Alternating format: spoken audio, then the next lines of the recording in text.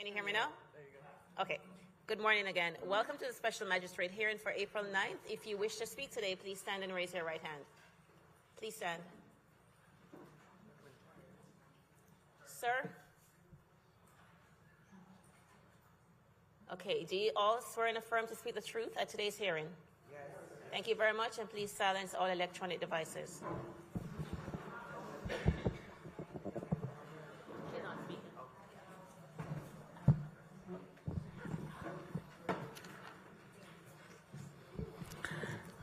Good morning. Our first case is on page 19. Inspector Gustavo Caracas.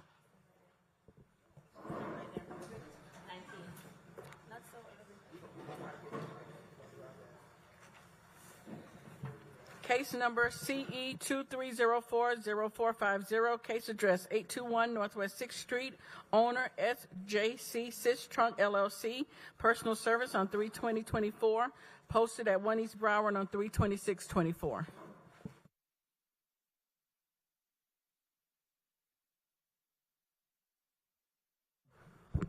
Yeah, Mr. Sean, yes. Morning.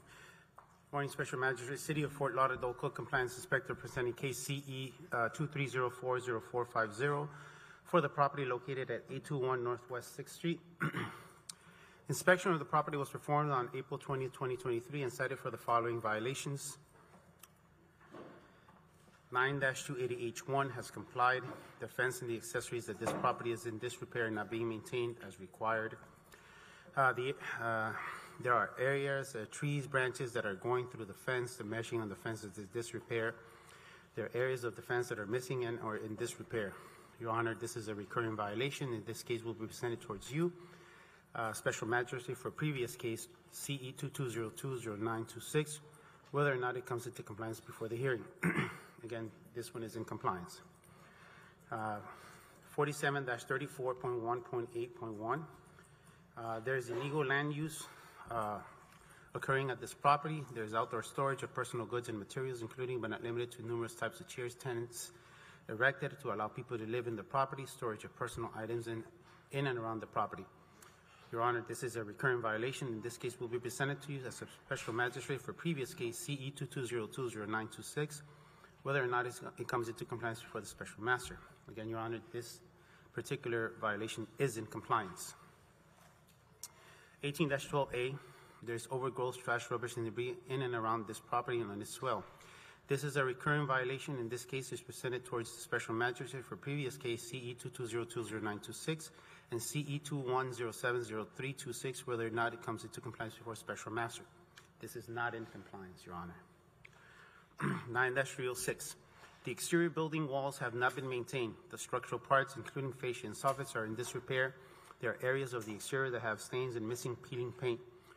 Your Honor, this is a recurring violation. In this case, is presented towards you as previous case CE 22020926 and CE 191-11326, whether or not it comes into compliance before Special Master.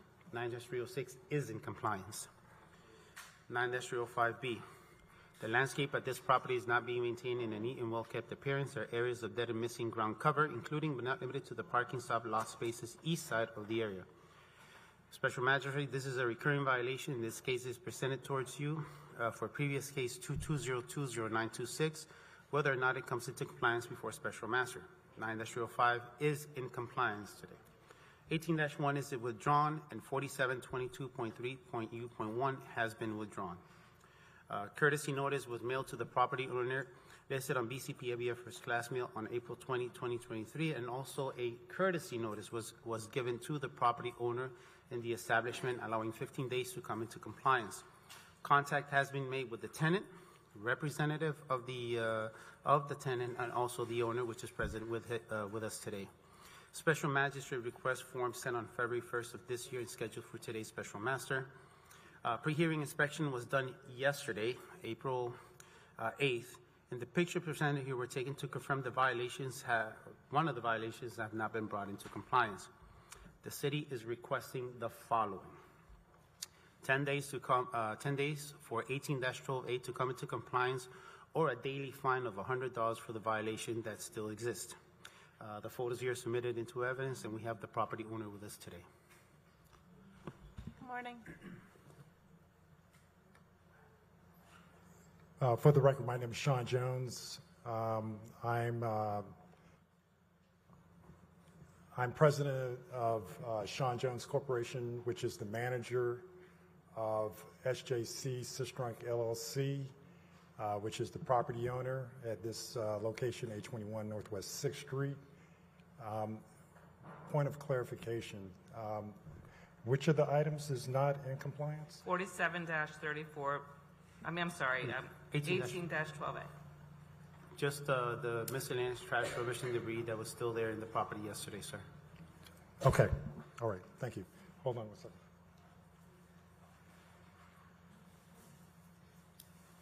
Is there anything else you want to add, sir? Yes, sir.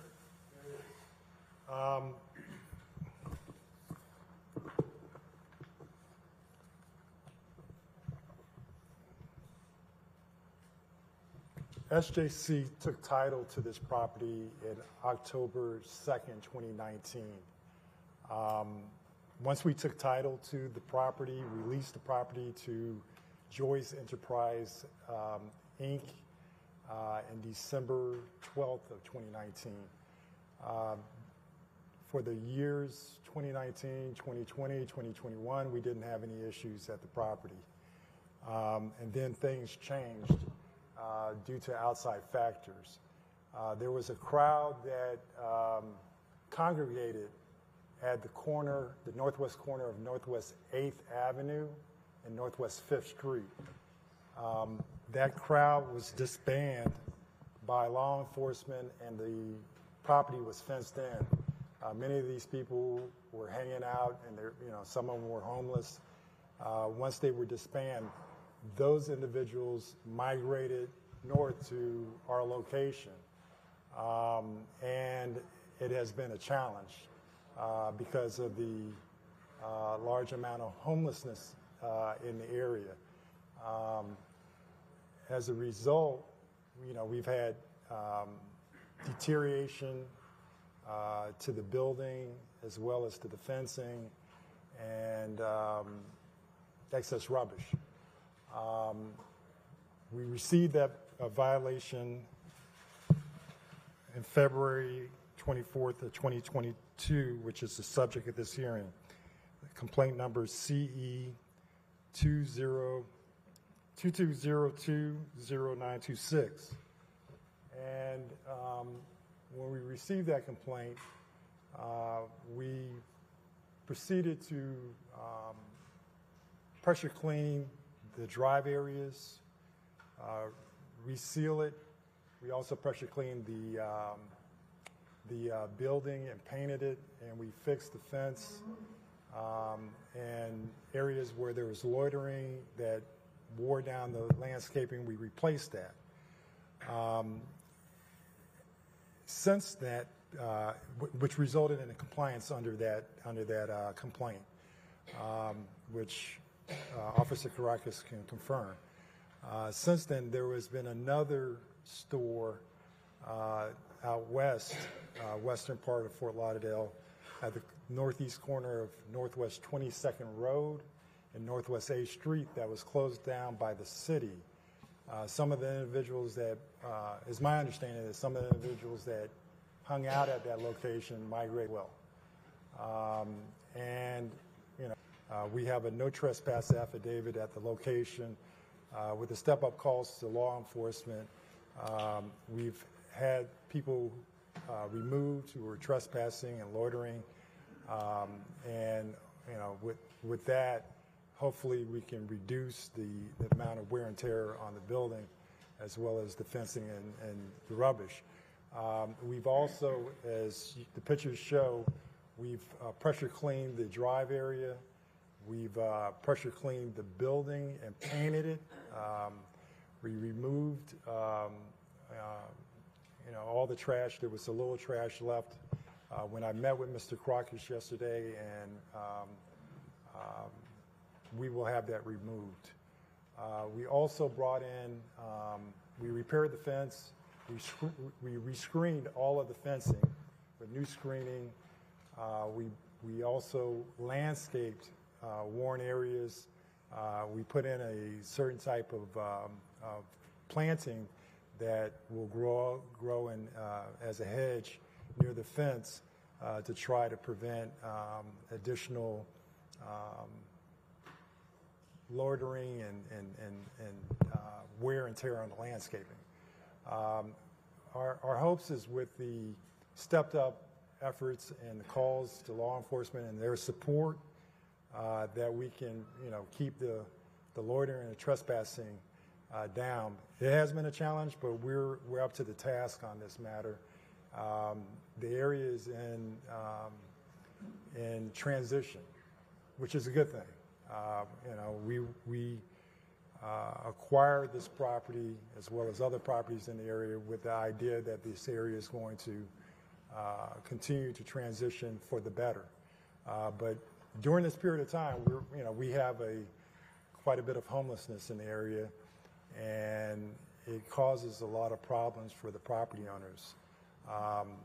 It is on my radar. Okay. We're going to take care of it.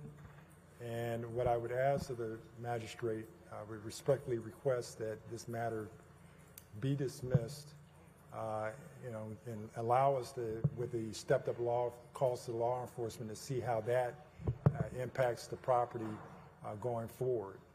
So I'm not going to dismiss it. I mean, you've come into compliance with every violation but one. Yes. So the city is just seeking that you get into compliance. It's the last violation. He explained what you need to do. So I'm gonna make a compliance date of April 19th, which is 10 days, or there'll be a fine of $100 a day. And the rest of you have already been in compliance. Yes, he has been in compliance, and just to give you a bit of a history with the property, yes, there is a lot of a homeless situation there, and it's not the property owner nor the tenant that's doing this, but at the same time, they have to continue the process of always cleaning the area, maintaining it, always calling the police department for their assistance and our assistance as well. Okay, thank you. I'm sorry. One other thing. I'm sorry. Need to enter? For 1 second. Oh, sorry. I'm sorry. Katrina Johnson, Co-Compliance Manager. We're also seeking a finding of fact on all the compliant violations as well. Yes. So that they become repeat violations so if they're found again. Finding of fact is entered in all the Thank you. other violations, right? Do I need to enter the photos of the repairs into the record? What are your photos of? Some very similar to what Officer Caracas has, but I have some additional photos. It's up to you. I mean, he did present photos before and after, so you're in compliance, but for one, Okay. Violation. So, Okay, I just want to make sure. yeah, there's no Everything is fines fine. running. The city's seeking a finding of fact just to show that it's a recurring issue, but there's only one violation that they want you to get into compliance in 10 days, which is, right. Okay. All right, you're done. Thank you very much. Thank you.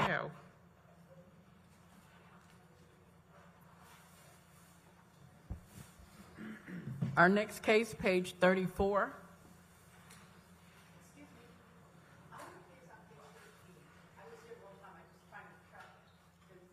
We have you. You're good. Our next case, page 34, Inspector Robert Kroc, case number CE 24020680, case address 1521 Northeast 17th Terrace, owner 9851399 Canada, Inc. This case was cited 22524 to comply by 22524. Two sections complied at $400. The city is requesting the full amount. Appeal deadline was 3/11/24, and a citation appeal was received.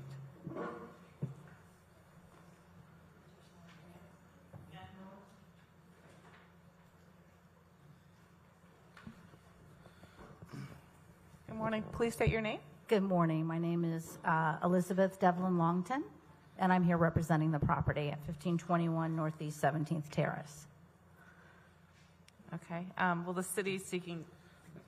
Inspector Robert Kroc, presenting on behalf of the city. The case number CE 24020680. Case address is 1521 Northeast 17th Terrace. This property was first inspected on 2/25/24 following a neighbor complaint about loud noise and music. The following violations were discovered. Violation 15-2781E, Chapter 15, Article 10, vacation rental standards parking violation. Violation 15-2755, responsible party failed to respond to the property in person within 1 hour of being notified by vacation rental occupant, law enforcement officer, emergency personnel, or the city. I arrived at the vacation rental property at 11:33 p.m. and there was no noise that could be heard coming from the property, but while I was there investigating the noise, I discovered 3 parked vehicles being parked in front of the property. I attempted to contact the responsible party and made no contact with the responsible party. Right. There was no compliance gained by the responsible party for parking on the right of way.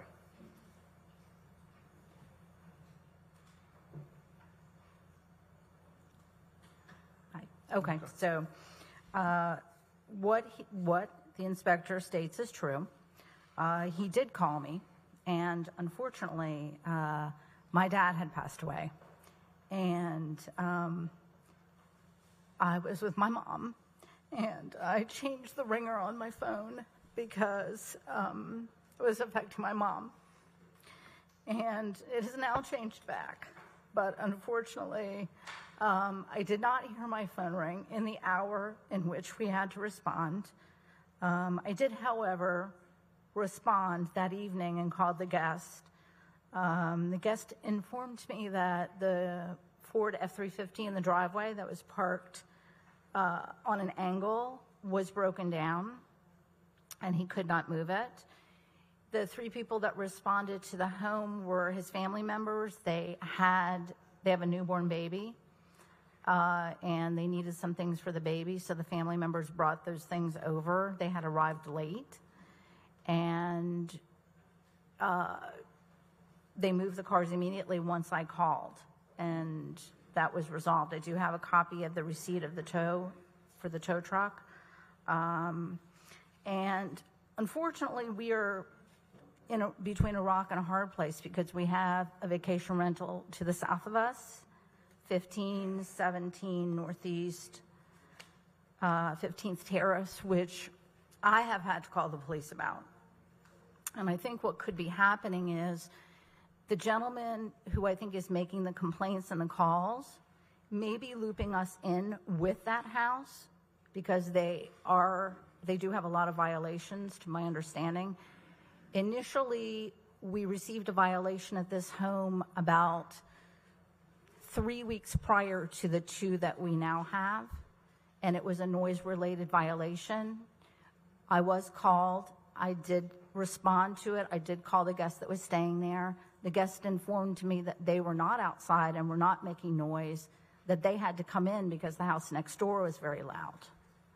So my concern is that if we have a habitual caller and that person is calling and looping our house into the house that's next door, then I have a problem with that because it may not be us.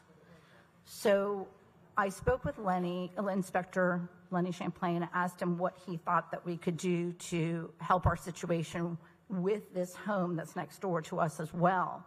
Because originally, the inspector was called out for noise, which, in fact, when he got there was no noise. But as he was there, unfortunately, 3 cars pulled up. So we did get a noise device, which I do have a picture of, and we did install that. We will be doing that at all of our homes. We've never had a violation before. We manage over 15 homes. I have 4 or 5 homes in that neighborhood. The problem with the parking that we have an issue with is that everybody parks on the street there.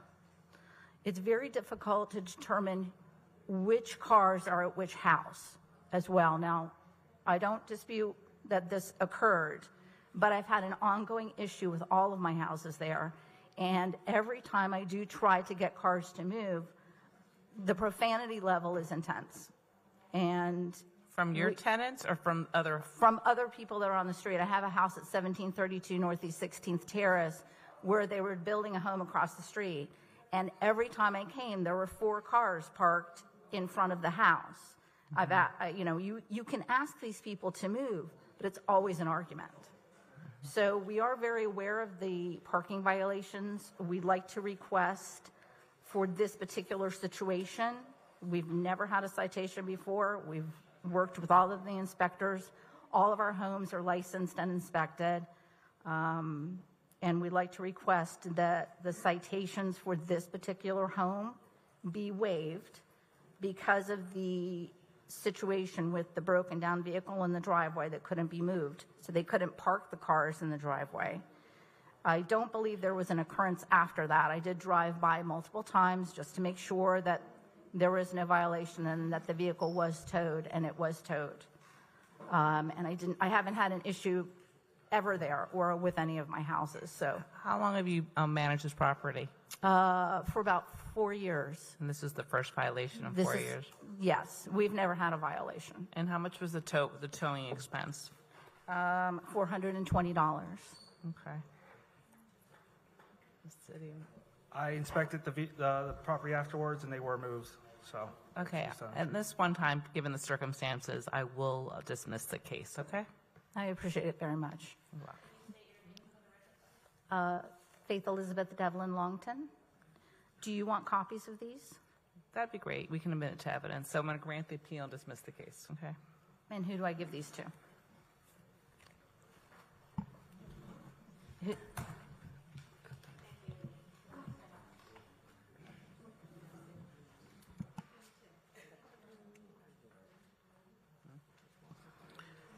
Our next case, page 18, Inspector Gustavo Caracas.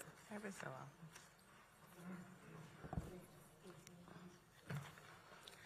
Case number CE 23120660. Case address 512 Southeast 8th Street. Owner Broward Maritime Institute, Inc. Posted at property 31924. Posted at 1 East Broward 32624.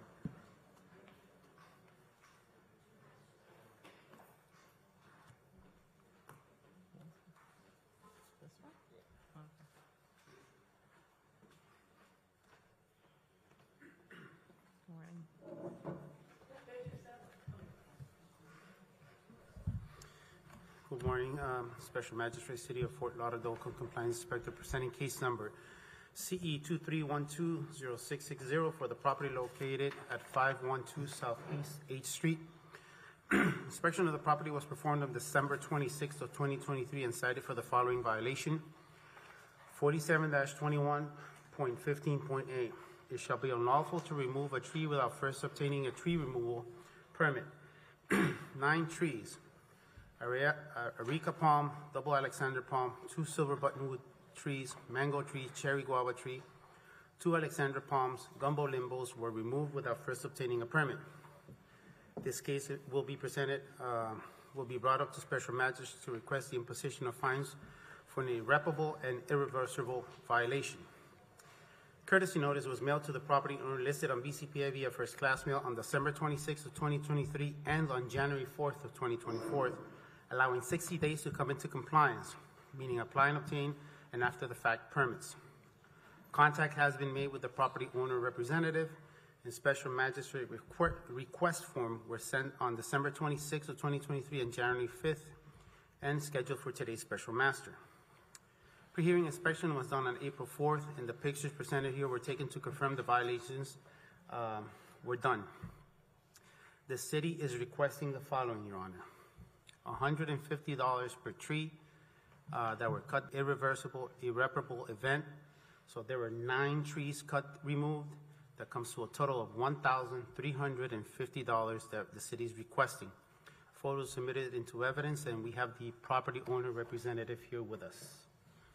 Okay. Good morning. My name is Joe Kane. I'm president of Broward Maritime Institute. I'm like that little kid in Washington. Did I cut down the tree? Yes. Did I know what I was doing to begin with and know it's right or wrong? No. I appreciate his help. Since that time, we got all the permits required, paid all the permit fees and all those kinds of things. I'm not an arborist.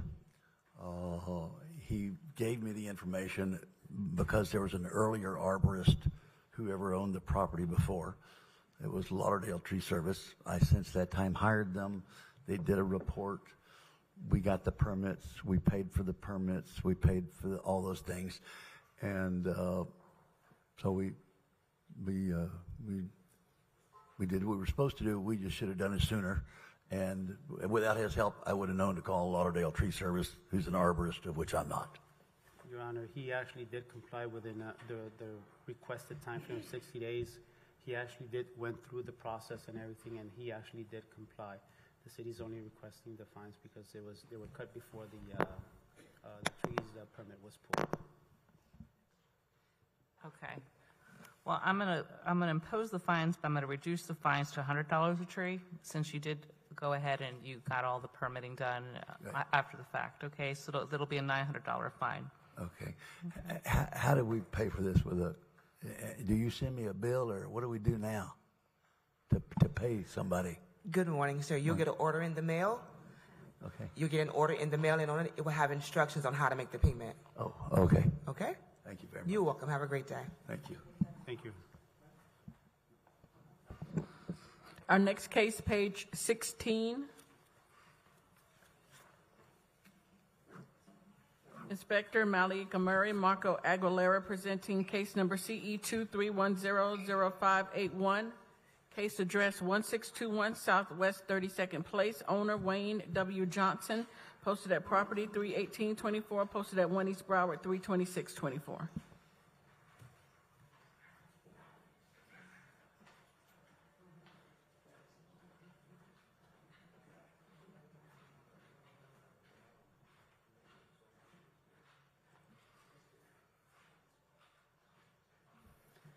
Marco Aguilera, City of Fort Lauderdale Code Compliance Officer for case CE 23100581, address 1621 Southwest 32nd Place.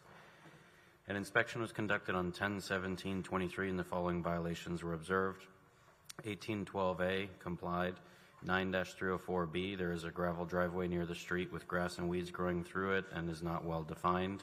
Also, there are vehicles parked or stored on the lawn.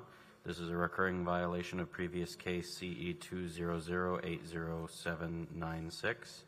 2427B, complied. 47-341A1, there is illegal land use occurring at this RS8 zoned property. There is outdoor storage of miscellaneous items.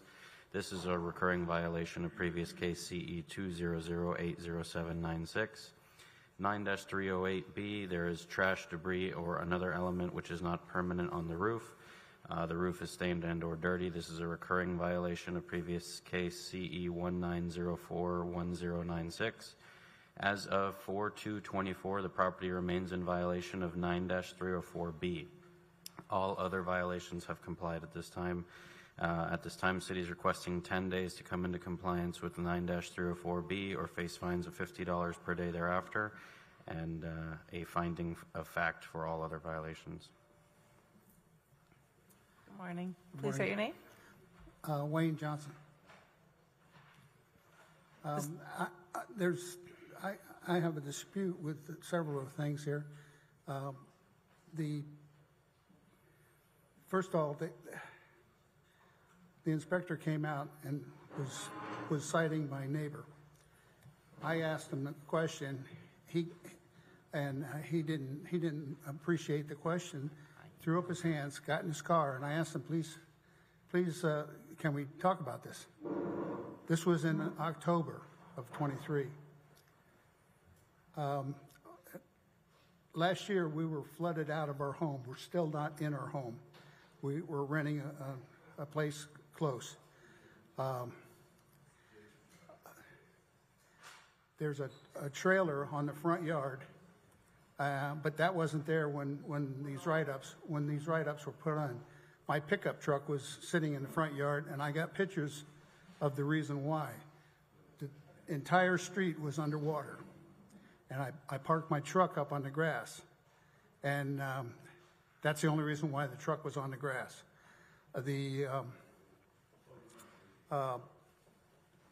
Since then, we had to empty the house. We got 2 dumpsters delivered, and we threw 2 dumpsters worth of household products, refrigerator, stove, everything. There's nothing in the house. The trailer that's sitting there is the only stuff that we could salvage or survive the flood. And it's sitting on the lawn. And we did that with the intention of not leaving it there, but just until the house was repaired to put the product back, the items back in the house. The entire neighborhood, everybody that had their work done had trailers in front of their home, including trailers that they can live in. And I don't know if they were cited either, but it seems like we're getting hardship after hardship. In other words, we didn't make the flood happen, and I understand later that the reason why it was so devastating is because certain areas were not maintained to allow flood to run off, and we're being punished for it now. It's nothing that we want to take place. It's something that's it's a burden on me as much as anybody. So you already came into compliance and 1, 2, 3, 4 violations. There's only one violation that you're not, and there's no fines that we're running, by the way. There's only one violation that they want you to get in compliance with, and that's 9-304B. Well, are you able to get in compliance with that? Or I mean, the only thing I can do is see if I can't find a place to move it to rent to store that trailer. In other words, we're renting the trailer to store the stuff. Now we got to rent a spot to put the trailer. So now I'm paying twice. Ma'am, if you don't mind coming to them, if you want to speak, just come to the mic and just state your This is name. my daughter. Okay. Hi, I'm Heidi Johnson. We're renting a rental place since April 28th of last year due to the flood that was chest high. We lost my mom. He lost his sister the day before the flood. It just feels like it's endless piling up. These original documents written up on violations, that trailer wasn't even part of it until Mr. Murray, I guess, Marco, we just met right now at the meeting this morning to re-inspect. That trailer, the flex storage is rented as of 1/28 of this year. I had surgery to remove my gallbladder on 1/29, so I told Mr. Murray that I wasn't able to move anything for 10 weeks' time. He's been dealing with eyes and other medical ailments. I have cataracts. We just have a lot going on. Well, I think the city wants to work with you just for compliance. Let me hear from the inspector. So this case was originally cited by a different inspector. However, the violation for vehicles parked on the lawn is not a vehicle-specific code violation. It applies to any vehicle that's on the lawn, regardless of whether the vehicle changes or not. It's still a vehicle on the lawn. Well, I don't see. In my mind, that's not a vehicle. That's get towed behind a vehicle. Right, but under the definition, the state statute of vehicles, that it has a license plate, it is a vehicle. Well, and I hesitate to bring this up, but on this document, there's false information. He cited that it was back in October 23. He didn't give me any paperwork or any Till information. 1/17 of 24. 24. Magistrate? He was out to cite my neighbor, okay? And because I talked to him, this is the result of it. And yes, in fact, the items, like I said, anything that I thought could go outside and be weathered, where the weather wouldn't hurt it, I put it outside. Because I don't know if you're familiar, but they tear the wall, the drywall out of the entire house. Okay, they're just trying to find a solution. I know that she wants. Thank you, Magistrate. Supervisor Brown, first of all, I'm very sorry for what you guys went through with the flood. Regarding the case that you have right now, Marco, if I'm correct, the only violation that still stands is 9-304B, correct? Yes, ma'am.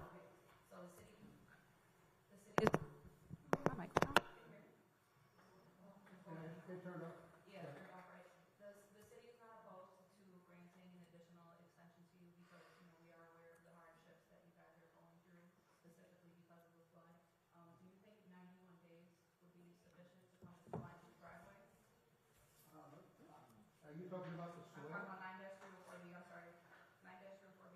Yeah. Yes. Flex storage container on the grass? Yeah. Yes.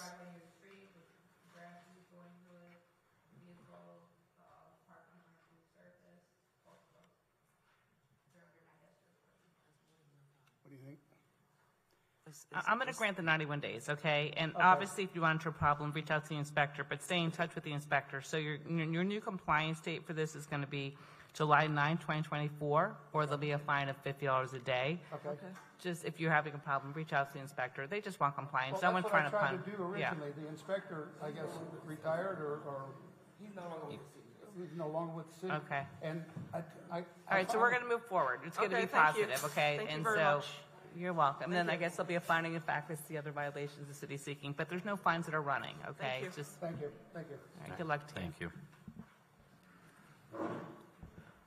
Our next case, page 40, Inspector Wanda Aquavella. Case number CE 2308-0717, case address 537 Northwest 16th Avenue, owner Mahesa LLC. This case was first heard 12/12/23 to comply by 2/13/24. One suspension from 3/12/24 to 3/22/24. 3 sections not complied at $100 per day, $13,800 accrued. 1 section complied at $100 per day, $1,900 accrued, for a total of $15,700. The city is requesting the full amount, and the fines continue to accrue. And I'm sorry, before we begin, could everyone that's in the audience please keep your conversations to a minimum? And if you need to have extensive conversations, please step outside because the magistrate can hear the conversations from the audience because it carries in this room. Thank you. Good morning, Inspector Aquavella for the city. Case CE 23080717. The address is 537 Northwest 16th Avenue. The case first came before the magistrate on 12/12/23, where evidence was presented and the magistrate found in favor of the city, with a compliance date of 2/3/24. On 3/12/24, a 10-day extension was granted. A total of 13 inspections were made on the property. 9306 has complied. It was complied on 3/13/24. As of 4/4/24, 1812A, 9304B, and 9305B are better, but still out of compliance. The city is recommending full imposition of fines. Good morning. I'm not sure if you were here last time, but I had mentioned that my mother passed away in December. I had to take her to India in November. So all of that time passed because of me not being here. Last time when I was here, I also have a father at home who's 98 years old, and he's all alone. So I could not even think at the time, it was so late. I could have asked for more time. I got 10 days, and the guy, I sold my ring, I got the sword, I gave him the money, he did the job, but it started raining. I think it rained 2 or 3 days, and he said he's out of grass. And after that, he didn't show up. And I have the text messages back and forth to show you. He did most of it. Little bit was still to be done, which I got it done. After the rain stopped, I had to pay somebody extra $400 to get that done. I got it all done. The rock you're saying is not my property. It is the next door property. All the soil and the mounds of all the dirt over there is not my stuff. It is the next door property that is being built, and it is being imposed on me. I have pictures to show that everything is grassed up. Even though that grass is going to die, I know that, because it's concrete underneath that. The grass won't grow in concrete, but just to please the city and Wanda, I did that. I put the grass on the concrete as well, and I have pictures to show it. I have done all that I can. I don't know what else I can do. I've got it all painted. That's not the actual picture. She saw it all painted. That's the picture. If you can see, that's the picture. That's now how it's all painted. Well, they say that you comply with the painting. So right now, the grass is done. I have the pictures to show you. Okay, so what they're saying is still existing. The violations is overgrowth, trash, dirt, pile, rubbish, and debris. That's not mine. Okay. That's not mine. I don't know if Your Honor, that's already been violation's already been established, so we're kind of beyond that. This is for imposition. The findings already been entered on these 3. Okay. I have the pictures to show that my side is all clear. If you can allow me to show it to you. Well, it's more that the inspector has to come and see it. I'll be more than happy to meet you out there. Just come with me right now. I can't come here every day. Every time I come, I'm missing out on Dad. He could be dead by now. Last time he had all bruised knees because I pushed him against the wall, the bed so that he doesn't fall off. And when I went back, that's why I couldn't focus on here. I could have asked for more time. I'm really tired. Yes, ma'am. I'm sorry for what you're going through. No, you don't have any idea what I'm going through. You're right, I don't. How much time do you, ma'am, how much time do you need, okay? Yes, I don't know what else to do. How much time do you need so the inspector can come out and then you guys can come up with some type of solution? I can go right now with you. You can Well, see she's here right now, so she can't go right now. But another hour, 2 hours, 3 hours. I just want this thing out of my head, out of my back. I just can't deal with it anymore. I'm really very tired. Okay. I'm going to stay the fines, okay? I'm going to give you additional time to comply, okay? And how much time do you need so that she can come out, you come up with a plan? How much time do you need to get in compliance? Another 30 days. That's fine. Okay, I'm going to give you 35 days. So I'm going to stay the fines and give a compliance date on May 14th, okay? I can't pay the fines. I'm staying the fines for right now, okay? And then we'll deal with the fines. You can request mitigation at amnesty with the city, but right now we're going to stay the fines, and I'm going to give you another 35 days to get in compliance. Reach out to her, have her come to the property, and then you can come up with a solution, okay? Thank you. You're welcome. Our next case, page 13, Inspector Karen Proto. Case number CE 23110687, case address 2798 Northwest 20th Street, owner registered holders of MS-ABS Trust in care of FLW Weissman and Gordon LLP, posted at property 31824, posted at 1 East Broward 32624.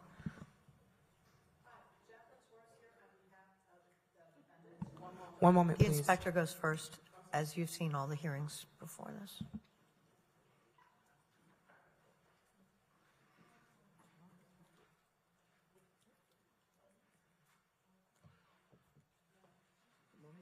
Good morning.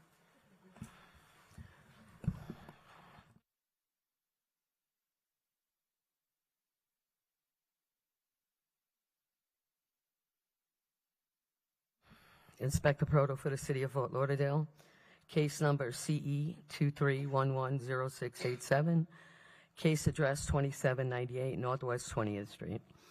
The property was inspected on 11/28/23, and the following violations were observed. 9-305A, there is growth and landscape material accumulation of vegetation encroaching the public right-of-way. 9-305B, the landscape on the property is not being maintained.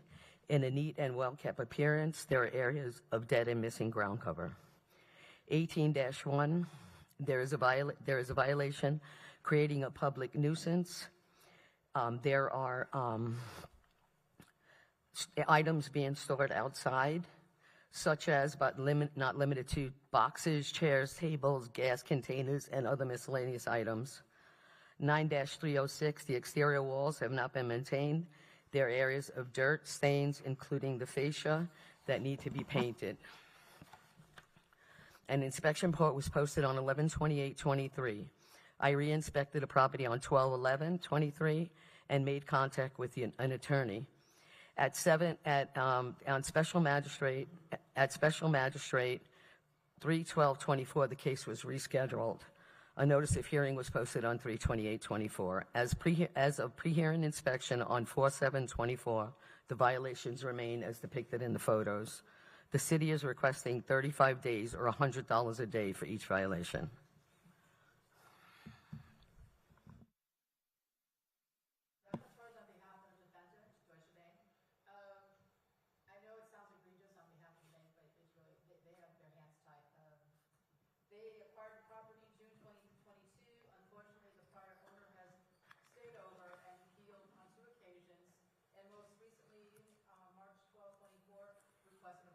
Dismissal. So all the bank is asking for, they can't get in there and do anything until the eviction is completed. So the bank is asking for 90 days to complete the eviction, and so that they can also get in there and make all the requisite changes to comply with code. If you could be so kind as to give us 90 days, that's all we need. What's the circuit court case time? Is the circuit court pending? The appellate cases were there? 1 second, let me pull them up.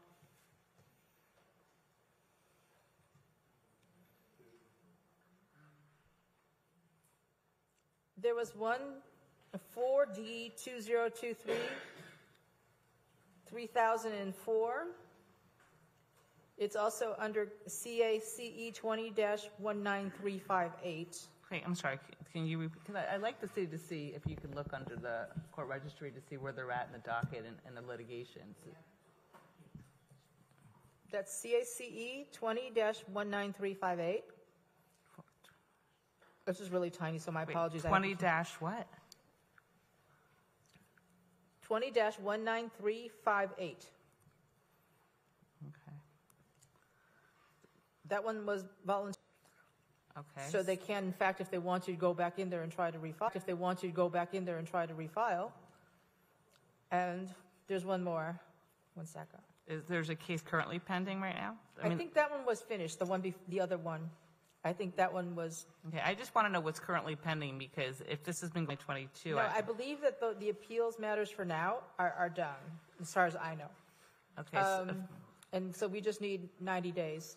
Okay. There were two appeals, one 4D 22-2224, and the other one is 4D 23-3004. The one ending in 3004, which I mentioned previously, that's the one that they dismissed voluntarily. Okay, so there's no litigation pending then? I'm not sure. Supervisor Bass for the City of Fort Lauderdale. Sorry, Magistrate. Again, to her own admittance, it's been dismissed, so there's no pending case litigation. So the city is going to stand with 35 days or $100 a day thereafter. We need 90 days because we need it's pending. There's an eviction that is pending. That's something else. That's what I'm asking you. I'm sorry. I need a case number. I was still at the appeals. 1 second. The exact case number, I don't know what that is. I wasn't given that information. I can try to call the office back and find out what that is.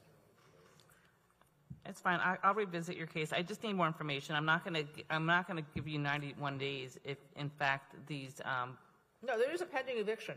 Okay, I need to know where you're at in the eviction, because obviously this case is going on way too long, and it's an eyesore, and there's a lot going on that property. And it seems as if at the very least, the exterior should be maintained. It doesn't affect the tenant or the eviction process by cleaning the exterior of the property, but the landscape should be maintained. The landscape of the property is not being maintained. So H-3058. Well, it's my understanding because of the pending eviction, they haven't been able to get in there. But the exterior they can do. I don't know why they can't do the exterior. Well, I can ask them about that. Your Honor, if I could suggest, I would suggest going with the city's suggestion, and then if the property owner needs more time, maybe a notice to reappear, and they can come back with additional information. Well, if you would just give me a few minutes, I can just call them and find out. It's not going to be. But as I look at these violations, they're all exterior. So it's no. No, they're all exterior. There's growth of landscape along accumulation of vegetation encroaching, landscape not being maintained. Those are all exterior things. Porch roof, that's not. It is. Every single, other than the porch, and actually the porch is still exterior. Exterior building walls not maintained. That's going to take more than just washing and cleaning. There's some structural stuff there too. I understand, but you've had this since 2022, and even though there was eviction process going on. No, but they were in appeal. When they were in appeal, they can't do anything. So, Your Honor, again, I would suggest that we hold to the city's suggestion with an order. I'm sure Deutsche Bank would be more than capable of bringing a special magistrate order into the eviction process to evidence the right of the landlord to go in and make these repairs. Again, it's a commercial entity that is not without resources. And again, if we do a notice to appear, then maybe to reappear in 30 days can reassess what the status of everything is at that time. If I may, it is an entity, yes, but they're not into wasting assets regardless. I mean, they're not here to just, Okay, again, I'm going to go with the city's request, and I'm going to have a compliance date of May 14th for all of the violations, and an order to reappear for May 14th as well. Can we possibly get some sort of outset date to revisit? Well, if the order to reappear, when you show up on May 14th, if there's some mitigating circumstances, then we address the compliance date. But in the meantime, just like the Deputy City Attorney said, you can bring the order from the special magistrate to the court to show them that you have a deadline that you need to reach. I see what you're saying, but it will take me just 5 seconds to call the office and find out where they are with the eviction. I'm honestly, based on the fact that these are all exterior violations other than the porch, I don't see a problem why you But can't some go of them forward. are structural, and they're going to take time. Okay, again, I'm going to stay with that. You have an order to repair May 14th. If you need additional time at that point, then bring it up, but nothing's been done at all. So it's kind of hard to give an additional compliance date when things like overgrowth and trash, those things could have been picked up and done with. So just do as many as you can to get in compliance. The thing is, they have certain policies set. They go and have certain things that they wait, just like any other business, and they have certain the ways they do it. They don't just disseminate people out to do everything in one shot. I understand. It's been going on for a long time. Make this a priority, and I'm sure if they see that there's pending violations and fines that are going to accumulate, they're going to put more. They're going to make this a priority as well and get it done. Well, it's not that they're not making it a priority. They are. Okay. I'm here. They've sent people before, and that there's nothing they could do if the prior owner is in there and doing appeals, and just this month did a voluntary dismissal. You have an order to repair May 14th. If you're coming into issues that you're not getting into compliance, address it then. But in the meantime, work towards compliance with as many of these violations as possible. Is there a possibility that I could just get 5 minutes to talk to them, find out what they're doing with the forcible eviction? Because if it's pending, it makes no sense to waste more time of the company and their money and efforts to come back and just say, okay, we just need more time. Or your time. Everybody's time here to just come back and say, we just need a little more time because they're doing an Your Honor, eviction. we'd like to move to the next case. We've typically found that Deutsch has not been a good partner in many properties throughout the city. And again, it's incumbent upon the representative to come properly prepared. Okay, I'm going to leave it. My order's going to stand. I'm going to have you reappear May 14th. We are properly prepared. There's only so much we can say or do. I hear what you're saying. I disagree. I think that if you're telling me that you're in the middle of an eviction process, or you have all these cases should have been ready to discuss, and you're looking for case numbers, you don't have them. Going outside and making a phone call doesn't show me that you're prepared.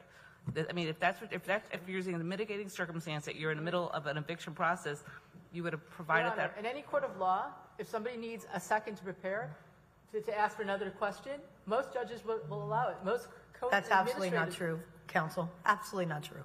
I have been in You're court expected many to come. years. So have I. Over 30, and you're expected to be properly prepared Yes, in front of the when circuit there's court. an instance that there's an additional piece of information, the court is liberal in giving leeway to find out what the information is required. The fines haven't started. You have till May 14th. At May 14th, and we can readdress what's going on. But having you come back in 35 days isn't a hardship. It's part of your job to make sure that your client. No, but it's not. And like you said, Deutsche Bank has the monies to expend. You're requesting a Deutsche money expend this, and then the city has to have somebody else come out here. Why should the city spend their money doing that when everything can be handled right now? This is 5 seconds. This is the way we're handling it. Okay. Okay. Thank you. Thank you. Our next case, page 4, Inspector Wanda Aquavella, case number CE 23120151, case address 532 Northwest 16th Avenue, owner Mary Atterbury, posted at property 3/20/24, posted at 1 East Broward 3/26/24.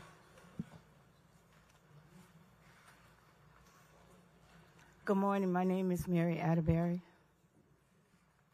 Good morning.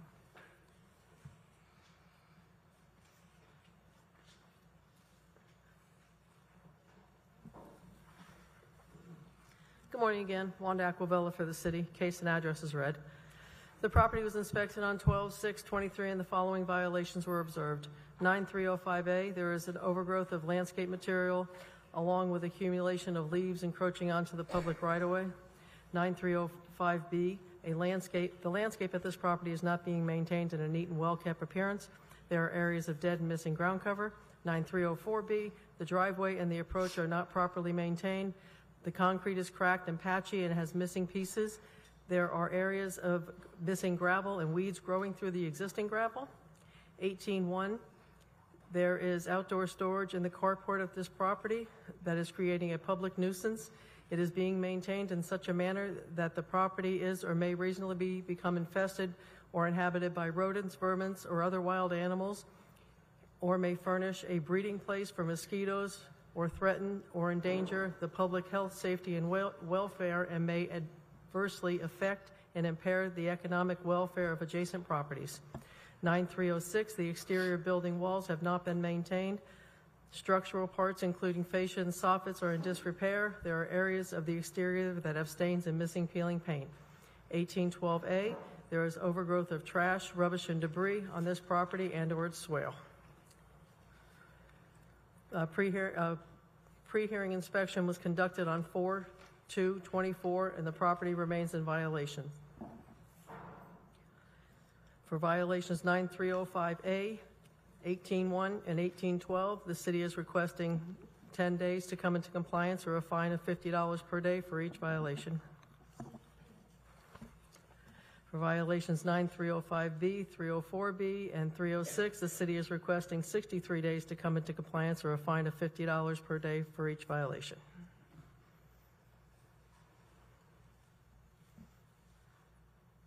Wait, I'm sorry, how many days are you guys seeking on 18-1 and 9306 and 18-12A? 18-1, 18-12A is 10 days. And 9-306? 63. Okay, whenever you're ready. Yes, right at the moment I'm going through financial hardship, but I just requested more time so I can just take care of this. Okay. You know, I've been working on, I got a storage and I started moving some of the stuff, but I just need more time. Okay, well, there are a few violations the city wants things done more immediately. It's 10 days, okay, because the violation's been going on now for 4 months. Which one? So they want, there's growth of landscape material along with an accumulation of leaves encroaching upon the public right-of-way. That's what they want in 10 days. Okay. There's an outdoor storage in the carport at this property that is creating a public nuisance. I got a storage for that, so I'm starting moving stuff.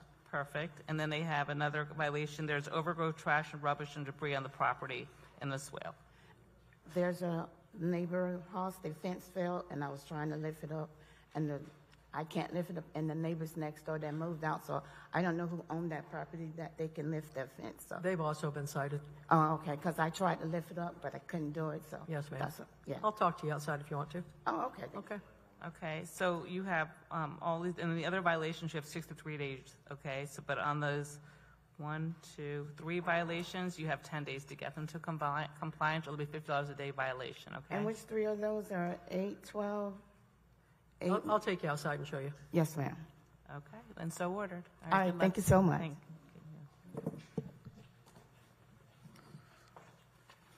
Our next case, page 44.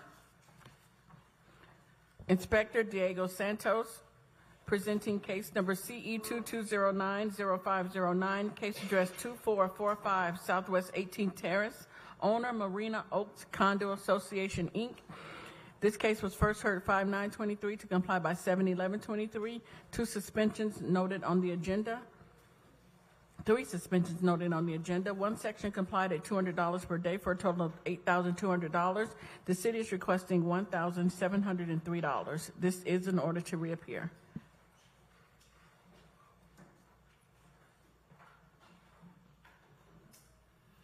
Good morning. Inspector Diego Santos represents the city of Fort Lauderdale.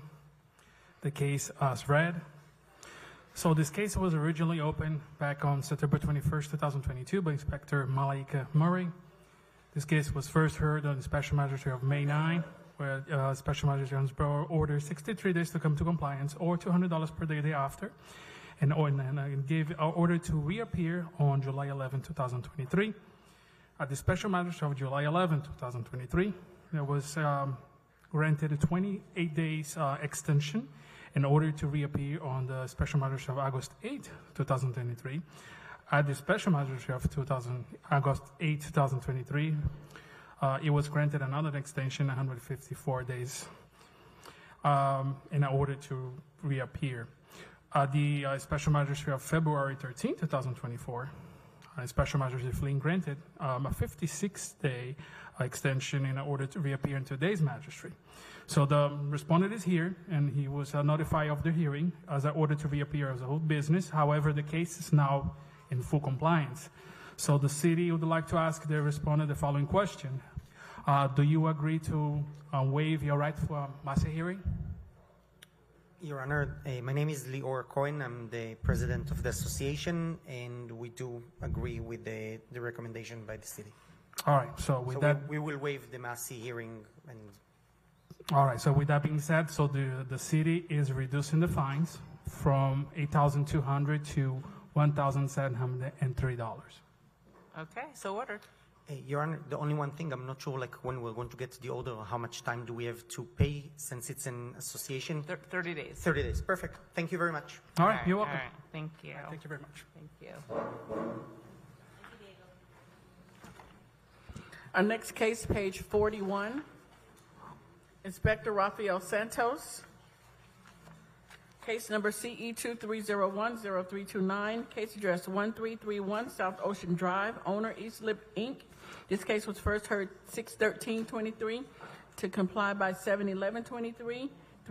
4 suspensions noted on the agenda. 3 sections not complied at $25 per day for a total of $11,550. 4 sections complied at $25 per day for a total of $2,975. $14,525 accrued.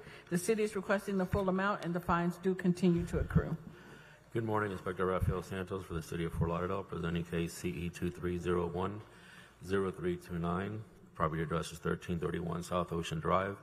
Case was first heard on June 13th, 2023, where the magistrate found for the city.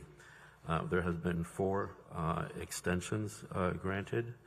I re-inspected the property April 8th of 2024, and the 3 remaining violations remain. The city is requesting full imposition of fines. Please state your name for the record. Yes, Sandra Polsale.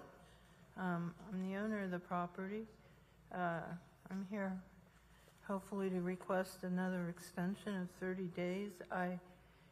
I thought this would be all caught up by now. I realize I'm not the superwoman that I thought I was as far as physical and endurance. The main thing I've done different recently is I've gotten somebody to come in and help me. I was trying to do it all by myself. I think I can comply within the next 30 days. If I could stay, the fines are getting very expensive. I live by myself. It's on a fixed income. I don't want to accrue any more fines than I have to. With the help of the person I have, I think we can do it. Okay. Any objection? Magistrate, Supervisor Brown, just for the record, this case was opened based off of a complaint, and it has been open since January of 2023. Therefore, we are opposed to any additional extensions. Okay. Is there a reason why you're not in compliance yet? Is it? Well, I had a knee replacement, total knee replacement done last year. I'm scheduled to do another, this one. It's supposed to be at the end of this month. I have to get this stuff done. I can't do surgery and. I mean, you can see from the pictures there. It's pretty much a nuisance. I don't. Yeah. Well, all that stuff now by the garage is stuff I'm donating or getting rid of. I've been. You haven't done it yet, though. That's that's where the city's I guess frustration is that you're going on over a year now. I guess it was the original violation was what, the beginning of 2023. Right. And now we're way in 2024, so it does become. If it's made a lot of progress, it still looks bad. I agree, but I've come a long way. I sincerely think I have a nice, strong gentleman helping me now. I'm hoping we can get this resolved and close the case. I'm going to grant you 35 more days. Okay, so I will give you a state of the fines until May 14th. Thank you very much. Appreciate it. You're welcome. 35 days? Do you want an order to reappear? The city's seeking an order to reappear on this? Yes, please. Okay, so Thank you. you'll have to come back on May 14th as well.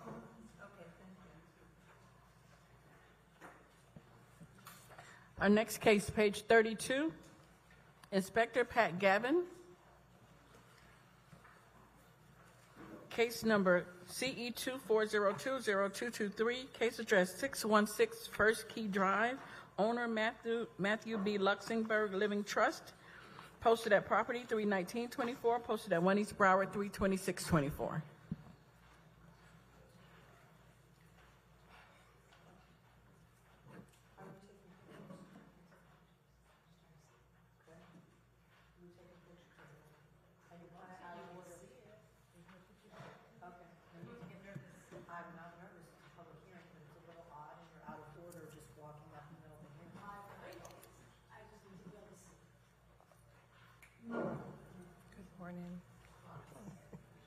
Good morning.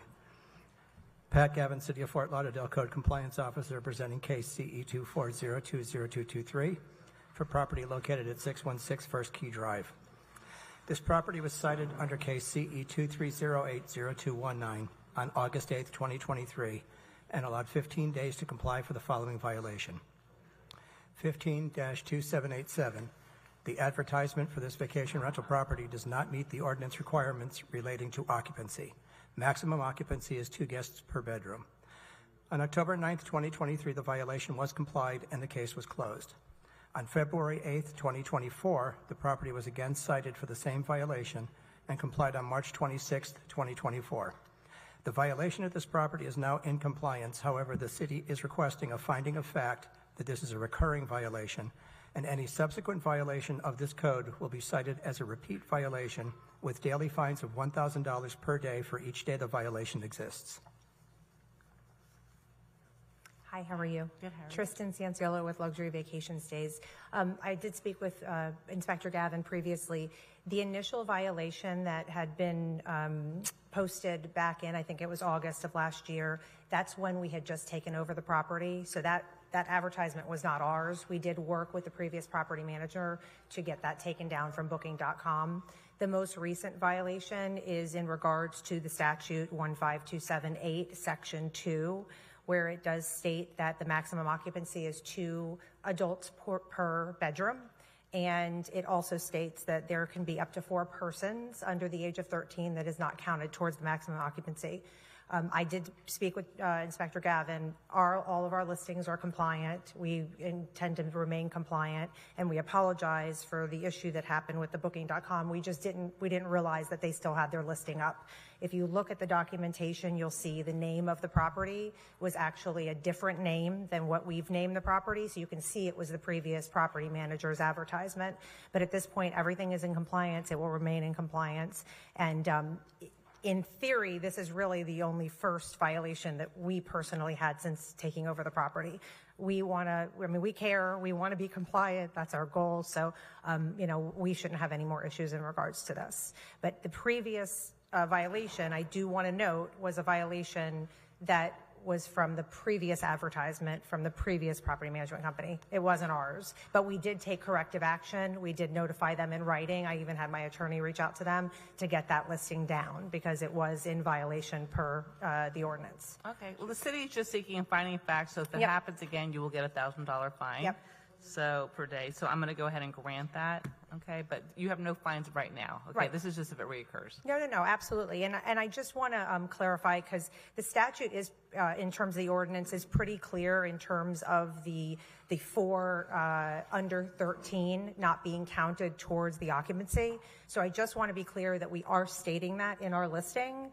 And, in terms of that, I just don't want there to be any gray area there, because when you post these listings on these advertising sites, you don't reference adults versus children.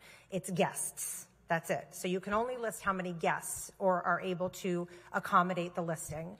But in the summary, which is the very first thing that they see, I worked with my team has worked with Inspector Gavin to be sure that we're very clear there in terms of how many adults and how many children under 13. And I just want to make sure that that is, allowed based on what the ordinance states.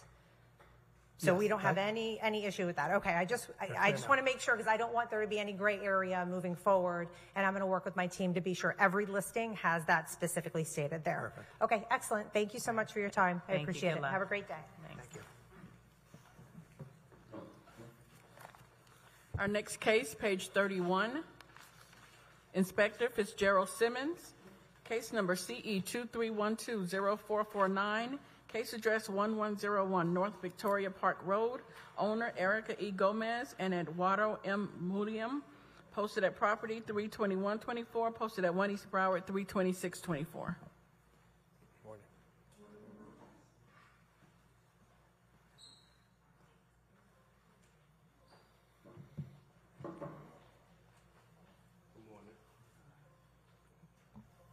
Good morning. Night Senior Inspector Fitzgerald Simmons presenting on behalf of the City of Fort Lauderdale. Case number CE 231204449. Property located at 1101 North Victoria Park Road. This property was first inspected on December 17, 2023, following a neighbor complaint about loud noise, and the following violations were observed. Section 15-272, subsection A. This property is being utilized as a vacation rental without the required certificate of compliance from the city. The violation was brought into compliance on April 7, 2024. The city is requesting a finding of fact, and any subsequent violation of the code will be recited as a repeat violation for each day the violation exists. This concludes my testimony. Good morning. Good morning. And so after we received the violation, we were able to pretty much just remove the listings from the sites in order to comply, which we did. And right now we're in the process of getting pretty much all the licenses pertaining to, vacation rentals with Mr. Antonio Woods with the city. Okay. The city's just seeking finding fact. There's no fines that are pending. They just wanted to, moving forward, if you do it again, it'll be considered a recurring violation. Okay. So I'm going to enter just a finding of fact, but there's no fines that are being. Thank you. Yeah, I got it. Eduardo Mualem. I'm the owner. Okay. All right. Thank you, sir. Thank you.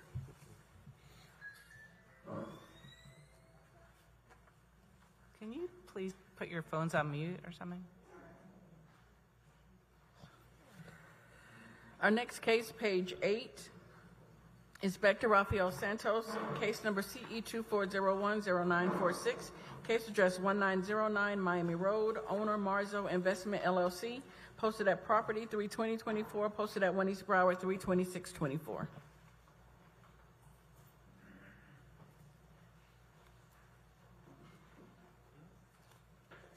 You said page 8, right?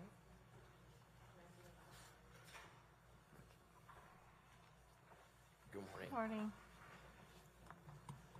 Good morning, Inspector Rafael Santos for the City of Fort Lauderdale, presenting case CE 24010946. The property address is 1909 Miami Road. I inspected this property on January 28, 2024, and cited for the following violation. 18-12A, there is overgrowth, trash, rubbish, and debris on this property and or its swell. And this is a vacant lot. Inspection report was posted on the property January 28, 2024, and a copy was mailed to the owner listed on BCPA. Re-inspected the property February 21st, 2024. Posted the property March 20th, 2024. Pre-hearing inspection was conducted April 7th, 2024, and found the violation is not complied. The city is requesting 10 days to comply or a fine of $100 thereafter. 10 days. So those 10 days count from today? Correct. Yeah. Okay. Wait, please Yeah, state your because name for the. Please state your name for the record. Yes, Juan Pirela. Okay, so the city wants you to get into compliance as of April 19th, 2020. April 19th, yeah. Okay. We're gonna have. They should have gone last week. They didn't came. So, but they're coming today. Okay, actually. perfect. So. Okay, so just know that you have 10 days, April 19th, or $100 a day fine. Reach out to the inspector when you. No worries. Well, yeah, we'll Thank get it you. done. All right. Good luck. Thank you. You're welcome. Our next case, page 28, Inspector Rachel Moore, case number CE 23080942, case address 785 West Dayton Circle, owner Samuel B. Mandel, posted at property 32024, posted at 1 East Broward 32624. the respondent here for 785 West Dayton Circle? Supervisor Bass for the City of Fort Lauderdale. The probate attorney, he was here, but he had to leave to go back to his office. So Inspector Moore is still going to read the case in because he's already aware of what the city is going to be asking, and he's in agreement with it. Let's do that after the respondents. Okay. Please, All right, no if you don't problem. mind. Yeah.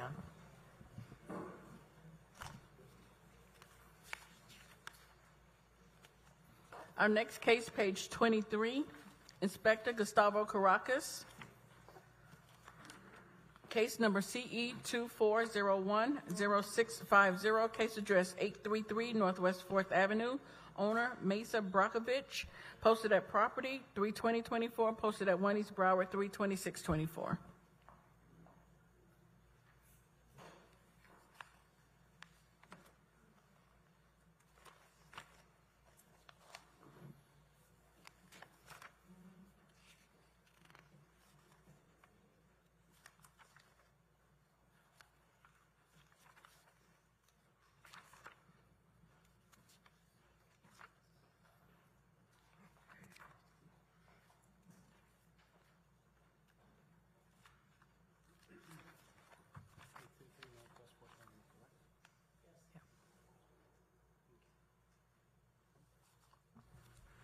Good morning, Special Magistrate, City of Fort Lauderdale, Code Compliance Inspector Caracas, presenting case number CE 24010650 for the property located at 833 Northwest 4th Avenue. Inspection of the property was performed on January 18th and cited for the following violations. 9-305, 8 complied. 9-304B, the gravel driveway and driveway aprons are in state of disrepair. The driveway is now well defined, and there are weeds, vegetation growing through the gravel. 9-280H1 has complied. Courtesy notice was mailed to the property owner listed on BCPA via first class mail on January 18, 2024, allowing 20 days to come into compliance. Contact has been made with the property owner representative. Special magistrate request form sent on February 7th is scheduled for today's special master. Pre-hearing inspection was done on April 4th, and the pictures presented here were taken to confirm the violations still exist. City is requesting the following: 35 days to come into compliance, or a daily fine of $150 for the violation that exists. Photos submitted into record for evidence, and we have a property representative here with us today. Morning. Please state your name. Morning. Domenico Trello. I'm on behalf of Mesa Brakovich, property owner. So, as you can see from picture, the grass has been corrected, the growing. What is this picture about? Sorry, the previous one. Your Honor, I've been in contact with the property owner. This is the first time I hear of the gentleman that's with us today. I've never spoken to him before. Yeah. The violation again for today, for 35 days or $150 is for the weeds that are growing on the actual Yes. graveled area. That has to be the fine, and the weeds have to be taken care of. That's all. Yeah, so for this one, next week, there will be the landscape company coming and cleaning up everything. And the other violation about the fence missing on the left-hand side of the There's only one violation that's pending. That's it. okay. You already came in. There was 3 violations initially. 2 were in compliance. Only one violation the city is This seeking. one is going to be corrected next Correct. week. Yeah. So you have until May 14th to get in May 14th. compliance, or there'll be a fine of $150 a day. Okay. Excellent. Thank you very much. I You're appreciate welcome. it. Good Have a luck to day. you.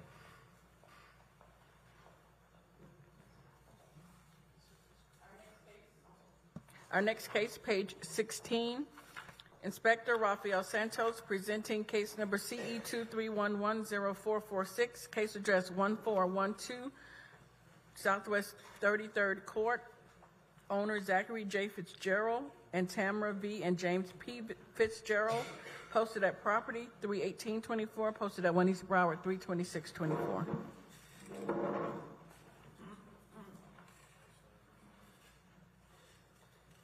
Good morning. Good morning. Good morning, Inspector Rafael Santos for the City of Fort Lauderdale, presenting case CE 23110446. The property address is 1412 Southwest 33rd Court. Inspector Murray inspected this property on November 14th, 2023, and cited for the following violations. 9-305B, the landscape of this property is not being maintained in a neat and well-kept appearance. There are areas of dead and missing ground cover. 47-34.4.b.1 is complied. Code section 9-304B is complied. Inspection report was posted on the property November 14, 2023, and a copy was mailed to the owner listed on BCPA. Re-inspected the property December 5th, 2023. Posted the property March 18th, 2024. Pre-hearing inspection was conducted on April 7th, 2024, and found the violation is not complied. City is requesting 35 days to comply or a fine of $50 thereafter. Good morning. Please state your name for the record. My name's James Fitzgerald. This is my son Zachary. I had my appendix out in 1986, and that's probably why that happened. That's good. Thanks for the levity. Appreciate that. Only kidding. No, he had a major accident on Christmas night. He got hit while he was pumping gas, and we're happy he's alive, so I can comply with this in 35 days, no problem. So Okay, if you run into a problem, reach out to the inspector. All right, so good luck to you. Thank you. Thank you.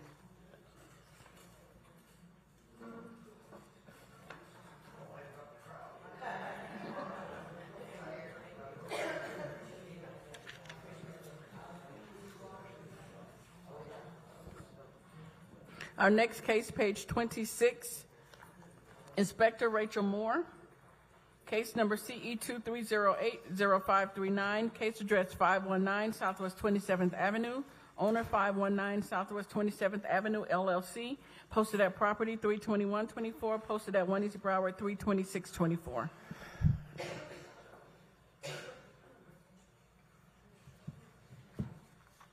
What page?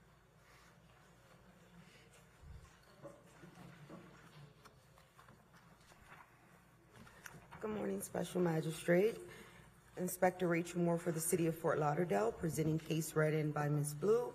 The initial inspection was conducted on 8/20/23, and the following violations were observed. 47-20.20, parentheses H. There are parking facilities that are not maintained at this property. The front and back parking lots require maintenance. There are cracks and potholes throughout the property. 9-306, the exterior building walls have not been maintained. Structural parts, including fascia, soffits, are in disrepair. There are areas of the exterior that have stains and missing peeling paint, and the entire building needs to be painted. There are stains and peeling paint all over.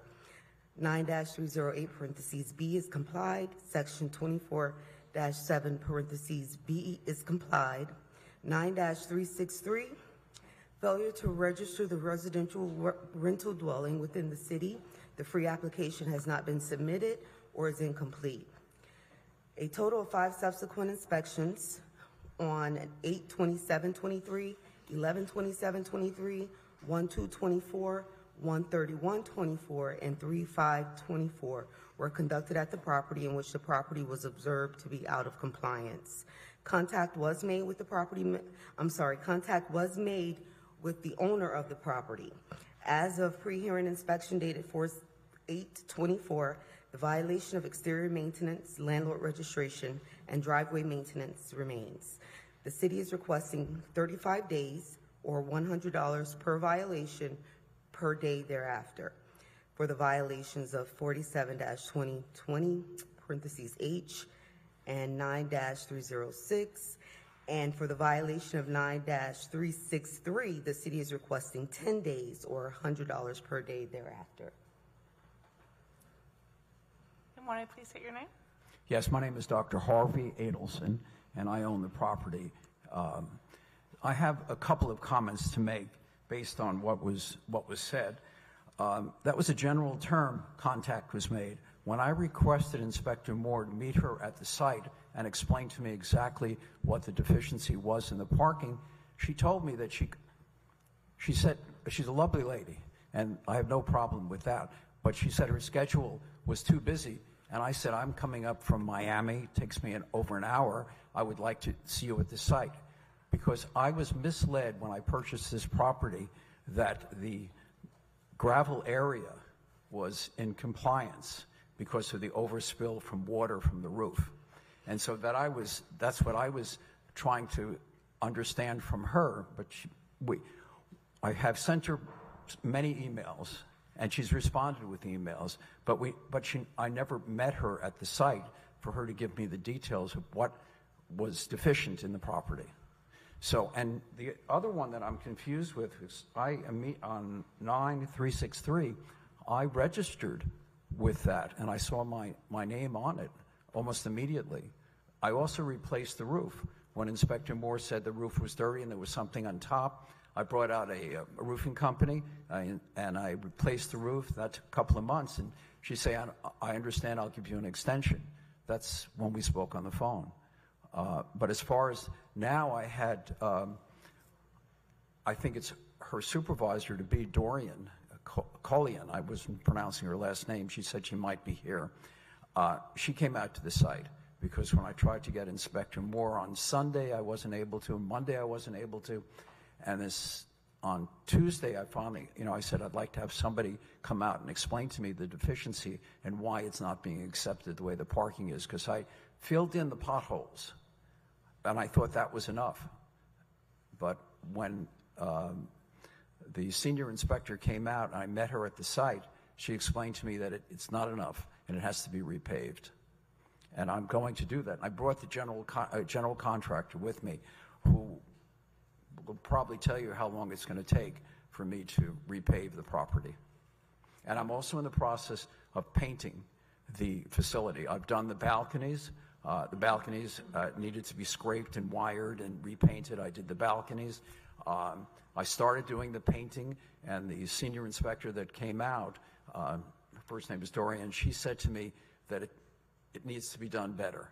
So I'm correcting that. I'm correcting everything that has to be done. Okay. Please state your name for the record. My name's Bill Stecker, William Stecker. I own Integral Construction Corp. And I've been out to the property just recently. I have one meeting tomorrow with a paving contractor, and I will be contacting another paving contractor to get multiple prices. From the looks of it, it's probably going to take at least 6 weeks or more to get a permit because of drainage issues and other issues. Okay, and then once you have once we have a permit, it'll probably take about a week or two to get the paving done. I'd like to request 90 days. Okay. And what about the paint, the exterior? Are you doing that too as part of your? No, Harvey has a crew. I have somebody that's going to do all the painting. That'll be done as if you give us. I don't know how much time is reasonable. How much time do you need? 2 weeks. Supervisor Bass for the City of Fort Lauderdale Magistrate. So for Section 472020H, the city is not opposed to the 91 days to comply or the fine amount of $100 per day thereafter. 9-306, exterior building walls, 35 days or $100 a day thereafter. And what about the license? They said they submitted the... I'm looking on the system. I do not see any type of registration on our system. I've looked that up, but I'll give you my card. And if there's any issues with it, we can walk through it. So if you said that you've done it and you saw it. I'm not listed on there? No, I don't see this property under landlord registration, but that's an easy fix. That's an easy fix. It's a free application that we can walk you through. I'll give you my card and we'll walk you through it and make sure that that's completed correctly, okay? Okay, so as far... There was also a comment about a handicap parking space, I believe. No, it's not on the... No, it's not on the list. It's not listed. Well, Okay. we're gonna put one in because he's at the count. Even better. All right, We're trying very hard to comply. Well, and the city wants to work with you. It's not the city wants to work with you. It's not about imposing fines. It's just getting into compliance. I used to be on a code board. I know. Okay, so as far as 47-20.20H, you'll have until July 9th, which is the 91 days to get in compliance, or there'll be a $100 a day fine. Violation 9-306, you'll have until May 14th, which is 35 days to get in compliance, or there'll be a $100 a day violation. And 9-363, you'll have the 10 days to get in compliance, which is April 19th, or you have a fine of $100 a day. All right. If the permitting takes longer than I expect, then you can ask additional time. We can ask for an extension. Prior to the compliance date. Oh, absolutely. Yeah. Prior to the compliance date, we would have the Supervisor Bass. We would have to make sure that you would have to reappear. You'll have to come back before the magistrate, because once the magistrate orders, we can't give additional time beyond that. She would have to do a stay of fines or give additional time. So it would be the magistrate that would have to grant the additional time after that. Do you want an order to reappear in July? I mean, it's up to you. Sorry? Do you want to come back in July? Do it July. Yeah. It gives us a chance. Yeah. Okay, we'll do an order to reappear July 9th then. And if you're in compliance, of course, you don't have to come back. I'm sorry? If you're in compliance by July, Right. then you don't come back. I know. But if you need that time, then that's when you can ask for it. I have one question in reference to 24-C. It says that bulk pickup is the first Monday of each month, but for commercial property, Waste Management will not pick up bulk trash. That's correct. That's correct. You are not authorized for the city to pick it up. However, it's still under the same section. If it's 24/7B, if you have any type of bulk trash on the swell, that's still the same violation code that will be used for that, and you will have 48 hours to remove it, or the city will come out and remove it. But for commercial properties, you have your own private sanitation, so it's up to you to make sure that any type of bulk trash or anything like that is removed from the property. I have a question on that. The person just recently put some bulk trash, which is alongside the dumpster, but overextends onto the sidewalk. So if it extends onto the sidewalk, does the city take any responsibility? The property owners are responsible for maintaining the right-of-way and the swell abutting their property, so you would still be the responsible party to make sure it's cleared. Okay. Yeah. All right, good luck to you. Thank you. Thank you, Doctor. Thank you. Our next case, page 19. Inspector Gustavo Caracas, case number CE 24010049, case address 733 Northwest 2nd Avenue, owner AP Flagler Uptown LLC, posted at property 3/20/24, posted at 1 East Broward 3/26/24.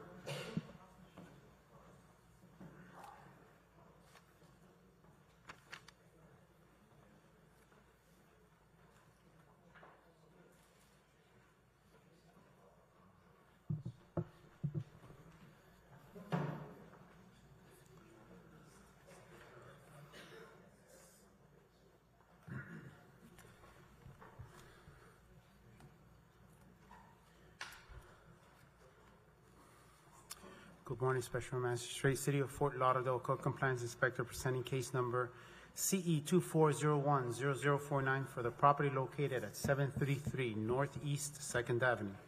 Inspection of the property was performed on January 2nd and cited for the following violation: 47-20.13.G.1. The soil right-of-way area around the property has been altered without first obtaining the proper permits from the City of Fort Lauderdale. The living ground cover around the property has been replaced with artificial turf.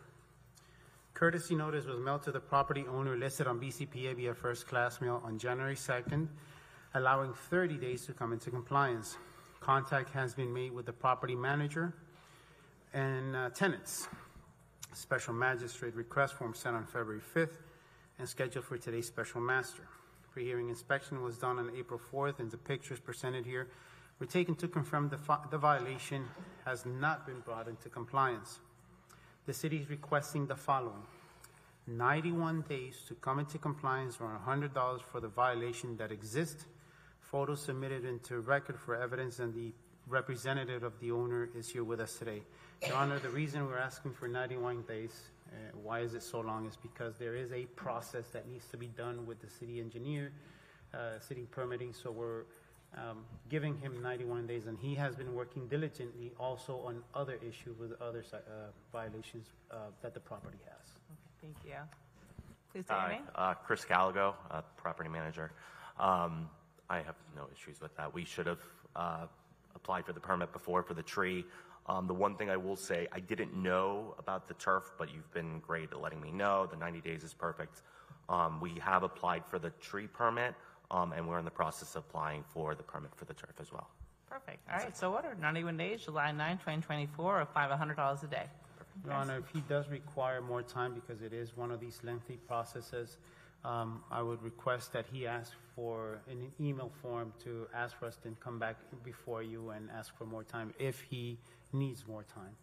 Okay. Okay, perfect. Yeah, Thank I've been you. working directly with him, and he's been great. So, All right. thank you all. You're welcome. Good luck. Our next case, page 31. Inspector Leonard Champagne, Supervisor Amy Brown, presenting case number CE 23120277, case address 2818 Northeast 21st Avenue, owner Azelle Estates LLC, posted at property 32824, posted at 1 East Broward 32624.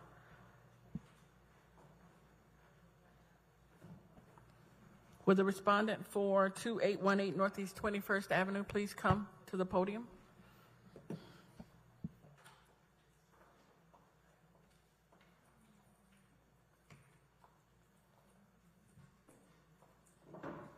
Good morning. Morning. Good morning. Amy Brown, City of Fort Lauderdale Code Compliance Supervisor, presenting case CE 231202277 for address 2818 Northeast 21st Avenue. There is a qualifying number of violations at this vacation rental property to request a 365-day suspension of the vacation rental certificate. Violations occurred under case CE 231202267. At this time, the city is requesting to suspend the vacation rental certificate for 365 days. Good morning. Please state your name. Hi, my name is Ramon Morales. I'm the property manager. Okay, so the city's seeking 365 days. When do you want it to be effective? Do you have anybody inside the property right now? Not at the moment. Then immediately. Shouldn't it be 6 months because there's 3 violations?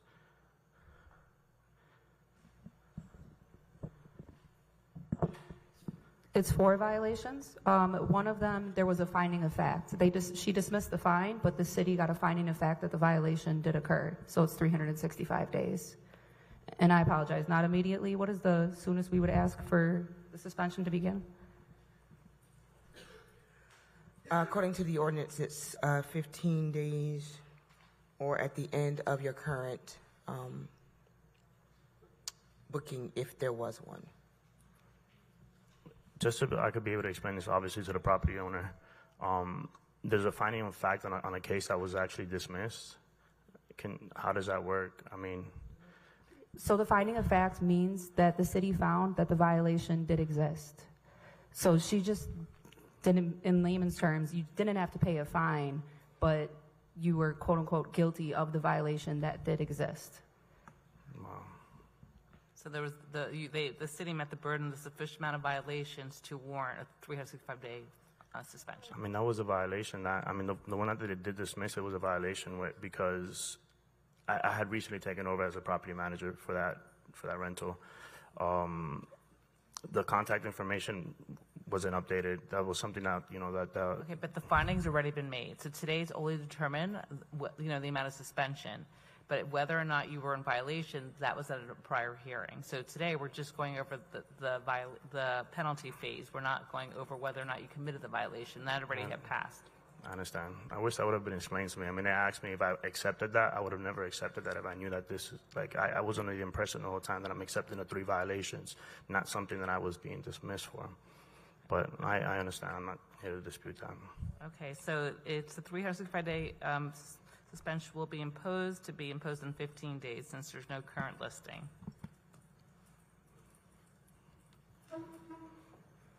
Are we able to get at least 30 so we could at least have time to get a tenant in there?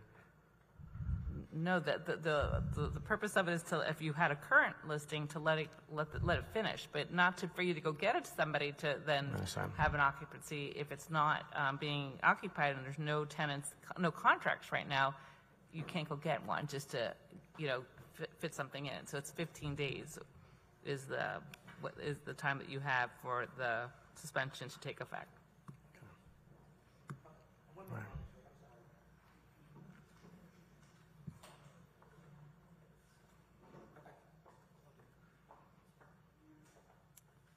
My apologies. I was speaking with legal counsel. For this particular case, we're going to withdraw one of the violations, and it's going to be a 180-day suspension for the 3 violations. Thank you. Okay, so it'll be, And we'll give you 30 days.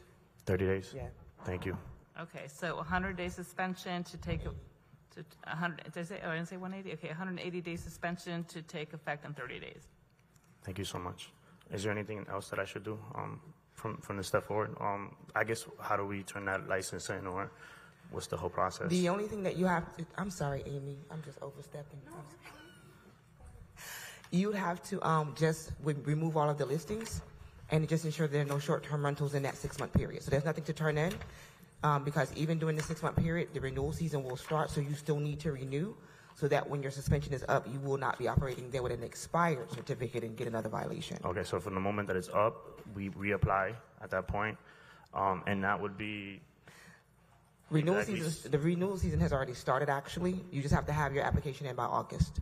By August? This year? Yes. Okay, application by August, okay. As if you want to renew. Absolutely, okay. Okay.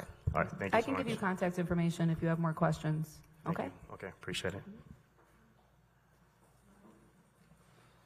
Our next case, page 21, Inspector Gustavo Caracas, case number CE 23090333, case address 615 North Andrews Avenue, owner Wisdom Village Crossing LP, posted at property 32024, posted at 1 East Broward 32624.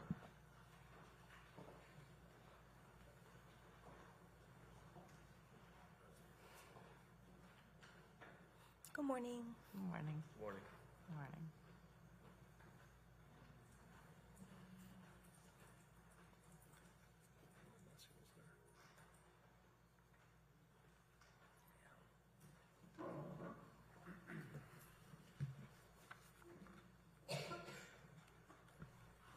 Good morning. Good morning. Hi, guys.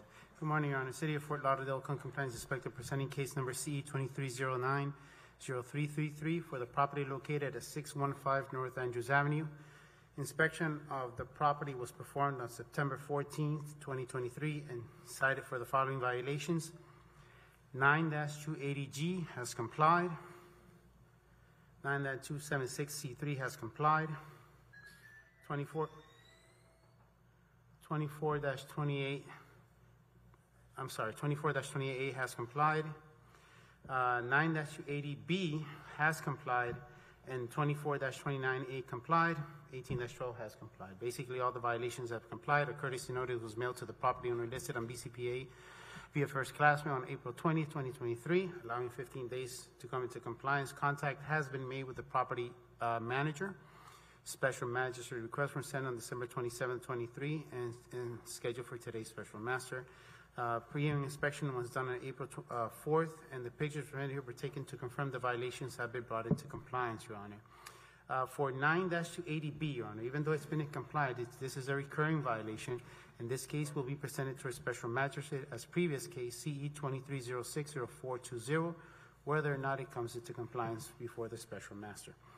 Your Honor, this is just a finding of fact today. I'm happy to say that the building has complied with all the violations.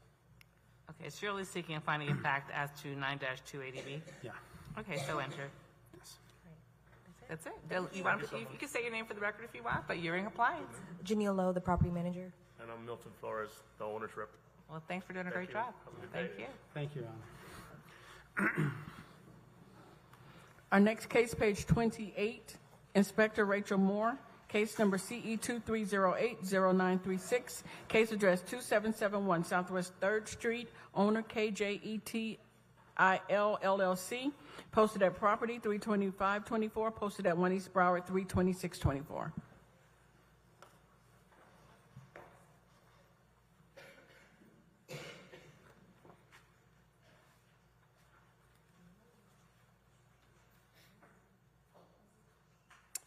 Hi, yeah, my name is Joe Varela. I'm the property manager for this property.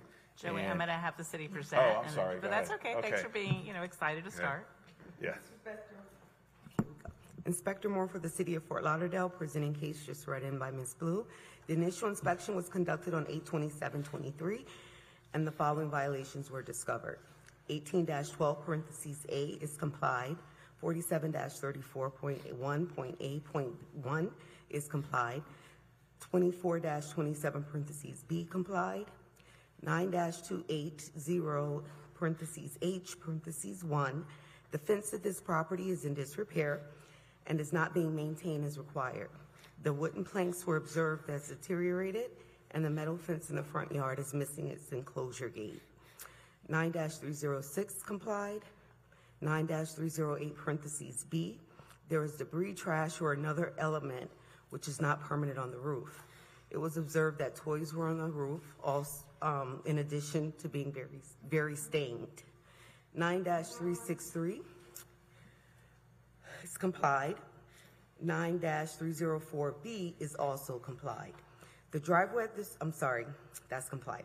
A total of 5 subsequent inspections, 9-19, 23, 10-17, 23, 11-1, 23, 11-19, 23, and 12-23, 23 were conducted at the property, in which the property was observed to still be out of compliance. Contact was made with the property owner, management company, as well as the property owner via email.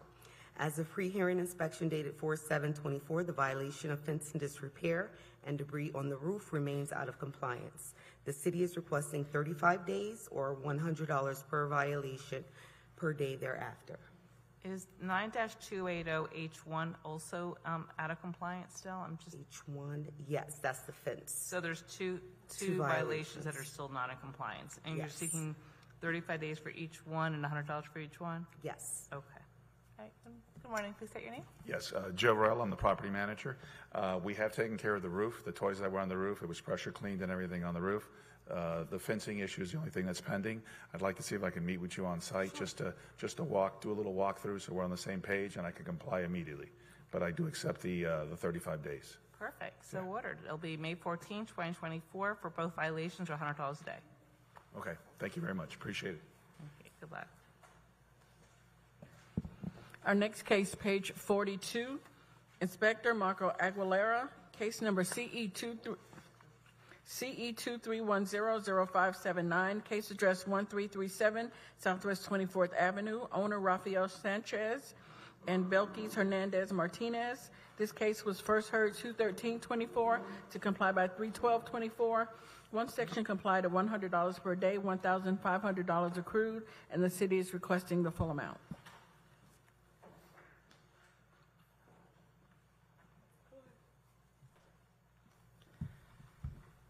Marco Aguilera, City of Fort Lauderdale Code Compliance Officer for case and address as read.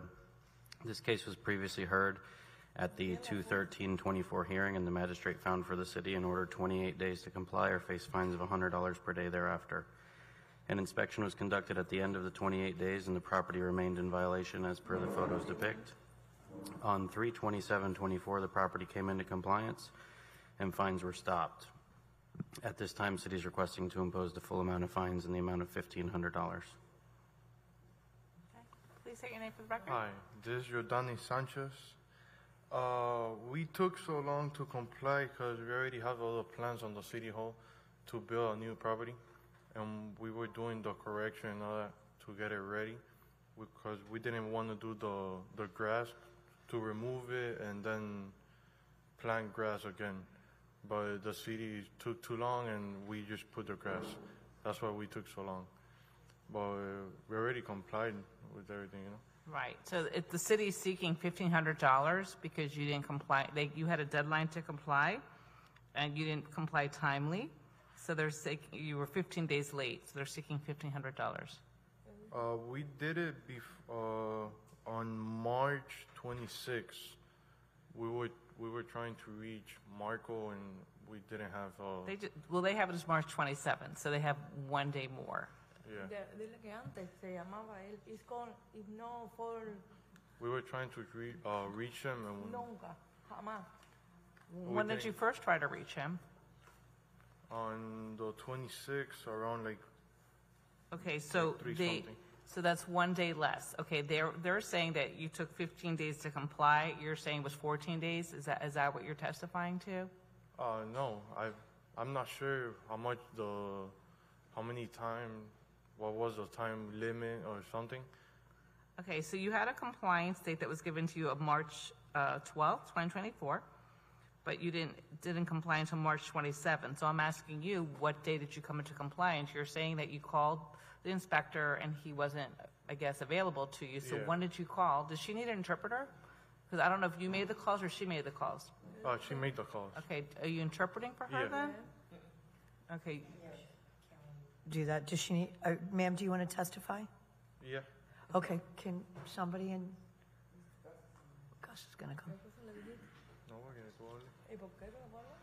Porque tú le dijiste.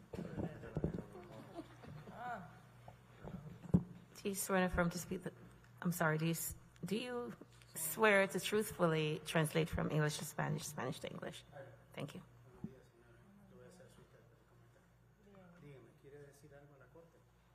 Yo en otras ocasiones lo he llamado a él. En varias ocasiones lo llamé a él y no contesta el teléfono. No hay forma que conteste el teléfono. Yo fui a la ciudad. To get the officer's attention or phone call, but he doesn't pick up the phone. did you leave messages, ma'am? Dejó mensajes. Yo fui a la ciudad y hablé en la ciudad. I went to the city and I spoke to the city. Okay, what day did you go to the ¿Qué city? día fue usted a la ciudad? Fui en varias ocasiones porque nosotros estamos haciendo una nueva I went by construcción. various occasions because we're doing new construction. Okay, so you had a compliance date of March 12th. Marzo 12. So what day did you get in compliance? ¿Cuál fue la fecha donde usted cumplió con las órdenes del caballero?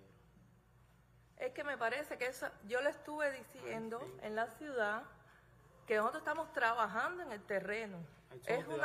Y él dijo que había que ponerlo, que tenía dos cosas, que él no sabía lo que yo le estaba diciendo. Cuando logré hablar con él. When I finally spoke with him. Okay, do you understand that there was an order that was entered where you were given a compliance date that you had to correct the violation by March 12th? Yes, we understand that, but the thing is also on I don't remember the date correctly, but we had to put the water meter on the property.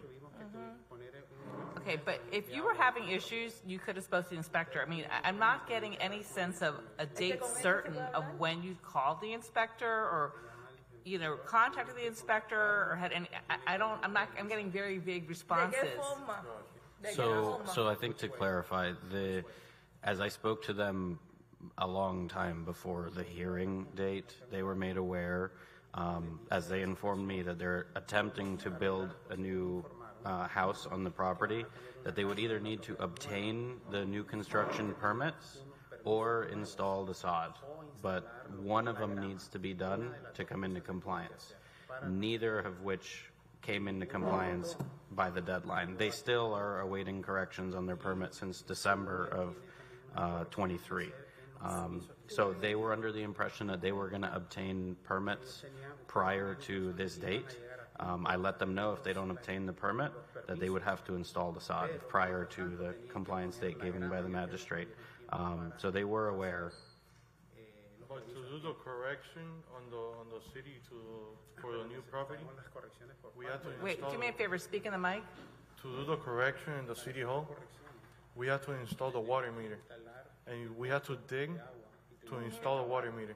Like we can't put the soil to then open a hole to install a water meter, you know? Okay, I don't think that Like, was it's what a the problem process. was. From what the inspector's testifying was that either you had to maintain the property or get the permit. There was two, the water meter had nothing to do with this. It was two different scenarios. No, You had two options. we're working on getting the permit. We already have everything in the city hall.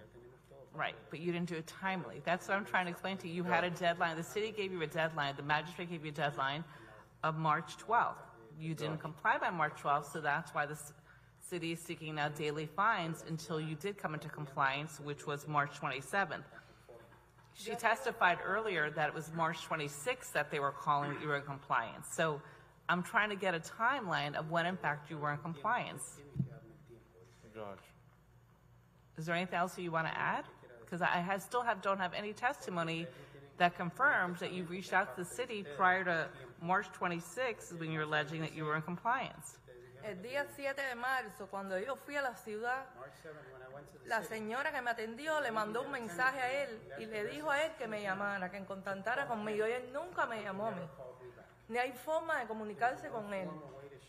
Es bien difícil comunicarse con el Señor.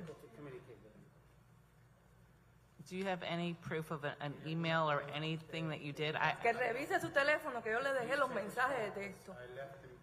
Los mensajes de voz en su teléfono, le dejé yo. Not that I know of. No que yo sepa. The only times that I've spoken to her was the day that the fines began, when she told me that this is not fair, that they don't need to put sod, that they have permits in the system. I explained that the permits were not issued, and they had until the deadline to either obtain the permit or install the sod, and the conversation did not go anywhere. Okay, Que chequé en la ciudad de Fort Lauderdale, en donde está el coinforme, la señora y el señor que me atendió, que habla español, que él le dejó el mensaje a él y nunca me llamó. El 7 de marzo. March 7th. Katrina Johnson, for co-compliance manager for the city of Fort Lauderdale. The photos show at least on 3/19 they were still not in compliance. The code officer's testimony is that they came into compliance on 3/27. If the fine is a concern, they can apply for lien amnesty. Correct. Okay, so based on the testimony, you know, the only thing that I see is that possibly you were compliant on March 26th and not March 27th. So I'm going to reduce the fine to $1,400. If you want, if you can apply for amnesty with the city to reduce the fine, but I am going to impose a fine of $1,400. How much, ma'am? I'm sorry? $1,400.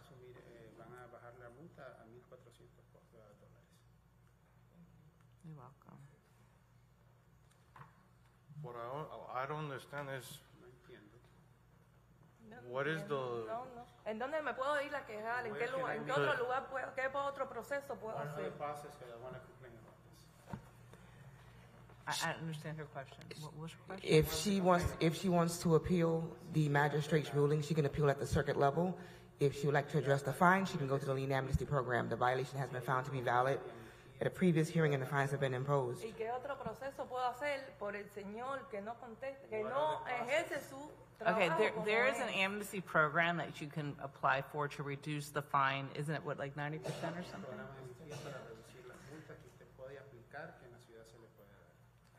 Because the thing, last time the judge said, if we don't have the time, we can call Marco, and we've been trying to reach him before, that we couldn't do it on time, and we can't. You haven't provided me with any proof that you reached out to him and that you tried to ask for extension of time. He's telling me, he's under oath as well. Yeah, I have it here. Que revise su teléfono, que lo he llamado.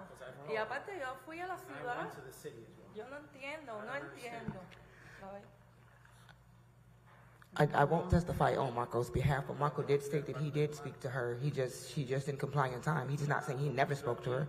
Correct. I did speak to him, and I have spoken to her both individual on different occasions. Both he said he would either obtain the permit or install the sod prior to the deadline, so he was aware.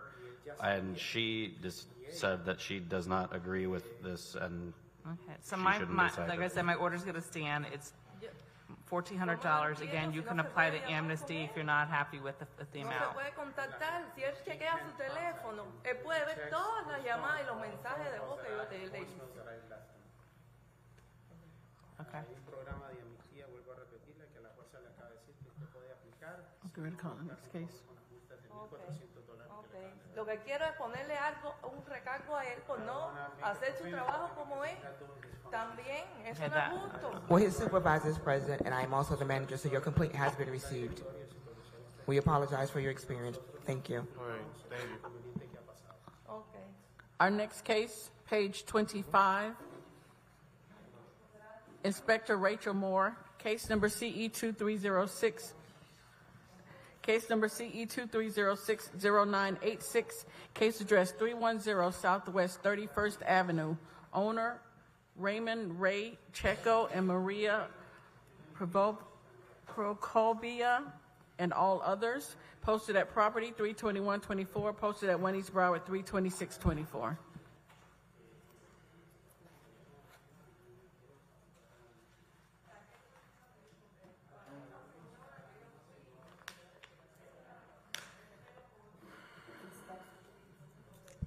Inspector Rachel Moore for the City of Fort Lauderdale presenting.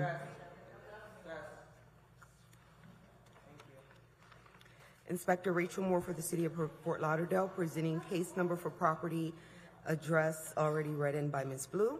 The initial inspection was conducted on 6/30/23 and the following violations were discovered. 9-304 parentheses B is complied. 9-305 parentheses B. The landscape at this property is not being maintained in a neat and well-kept appearance. There are areas of dead and missing ground cover. 18-12 parentheses A complied. 9-304 parentheses B complied. A total of 7 subsequent inspections on 7/30/23, 8/20/23, 10/30/23, 12/3/23, 12/19/23, 1/30/24, and 2/7/24 were conducted at the property in which the property was observed to be out of compliance. Contact was made with the owner of the property, and as a pre-hearing inspection dated 4/7, ground cover remains out of compliance. The city is requesting 35 days or $50 per day thereafter. Good morning. Please state your name for the record. Hi, my name is Raymond Checo, and I'm not sure. I couldn't hear you properly. There's one violation still pending. It's 9-305B. The landscape at this property is not being maintained in a well-kept appearance. The city, and there's some areas of dead and missing ground cover. So the city's seeking compliance with 35 days or $50 a day. Okay. Okay. Right. It's the landscape. Yes, the driveway. Okay, so the only question is the landscaping, and I have been. I excuse me, because I'm nervous and I have a headache because I just had an injury in my head, and that's why I didn't call you by the 4th. So I've been calling different companies and everything's just very expensive. So I'm taking it upon myself. I just want to make sure that I can do this, and I don't need like a permit to get some sod and try to make this happen. Supervisor Bass for the City of Fort Lauderdale. No, you don't need a permit to install living ground cover. All right, yes, because whatever they're charging me according to how I've measured it and done like with Home Depot, the pallet is like $150 for sod. It's just doesn't quite compute to what these companies are trying to charge, and I'm just a new homeowner trying to raise a family. So I'm going to try my best to comply within 35 days, and hopefully I don't have to come back here. Would you like, we can give you 63 days to make sure, in lieu of like your recent accident, we can give you 63 days to comply. All right, so why don't we do it June 11th, I'm sorry, which is 63 days, June okay? 11th. I will assure you that I will have that. Also, another question. So not all the ground is I have it's like sand. So nothing is going to grow. I can't just put, seed and water it and grow. I do have to do sod, but I see that it's not all the areas. So I just have to cover the areas that are white. Yes, the areas that have no living ground cover, you shouldn't have any exposed soil. If you have areas around a tree or a drip line that it won't grow at, you can put mulch there. But for the majority of the yard where you have any type of exposed soil, it should be living ground cover. Okay. So one last question. So my wife, she absolutely hates green. She wanted me to put rocks all over it if needed or whatever. So I'm trying to tell her that that's not going to work. But I just wanted to confirm that the court is telling me that I can tell my wife that's not going to work. Yeah, so for gravel, it can't exceed 10% if you're using it for decorative purposes. Anything else other than that, yes, it would need living ground cover. So for the gravel, any type of gravel should only be used for decorative purposes, and it shouldn't exceed like 10% of the total landscaping. 10%? Mm-hmm. Okay. All right. That's all. All right. Thank you. If anything else, I'll call you. Good luck to you, sir. All right. Thank you. What's my date? The June 11th, which is 63 days. All right, thank you so much. Our next case is also page 25. Inspector Rachel Moore. Case number CE 23070804, case address 690 Southwest 29th Terrace, owner Avi Zangi, posted at property 32024, posted at 1 East Broward 32624. Inspector Rachel Moore for the City of Fort Lauderdale, presenting case number for property address that was just read in by Ms. Blue. The initial inspection was conducted on 7/26/23, and the following violations were discovered. 18-12, parentheses A is complied. 9-280, parentheses H, parentheses 1 is complied. 9-313, parentheses A is complied. 18-12.1, parentheses A, it was withdrawn. 24-27, parentheses B is complied.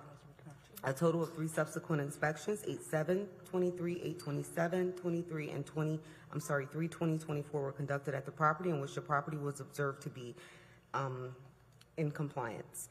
Out of compliance. Contact was made with the property management company who owns the power of attorney for the property, and they brought the property into compliance. As pre-hearing inspection dated for 8/24, the property remains in compliance. The city is requesting that the recurring violations of 18-12, parentheses A, and 9-280, parentheses H, parentheses 1 be read into the records as a finding of fact. Morning. Good morning. Please state your name for the record. Joshua Riso. Okay, so you're in compliance. City just seeking a finding of facts so that it shows it's a recurring violation, but there's no fines being imposed, okay? All right. Okay, so order. Sounds good. Thank you.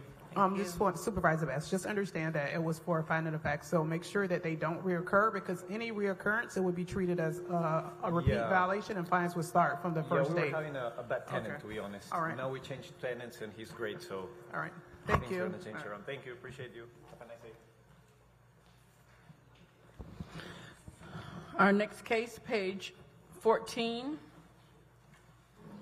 Inspector Karen Proto, case number CE 24020292, case address 2650 Northwest 21st Street, owner Marguerite Walker McCutcheon, posted at property 32024, posted at 1 East Broward 32624.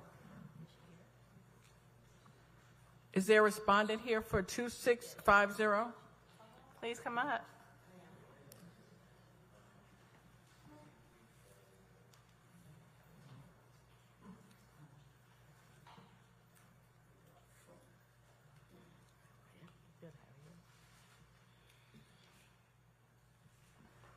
Inspector Proto for the City of Fort Lauderdale, case number CE 24020292, property address 2650 Northwest 21st Street. The property was inspected on 2/12, and the following violations were observed. 8-4C has complied.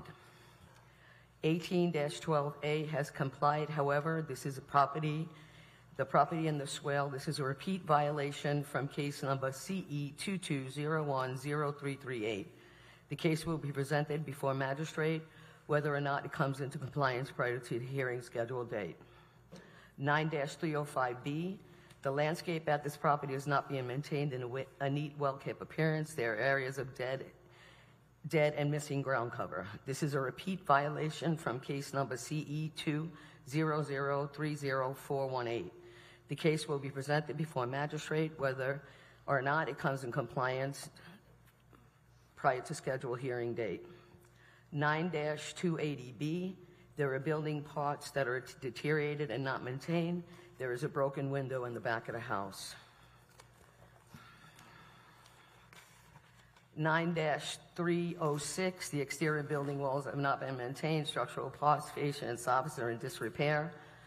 The exterior has stains and missing peel and paint. This is a repeat violation from case number CE 200300418. This case will be presented before magistrate, whether it comes into compliance prior to scheduled hearing or not.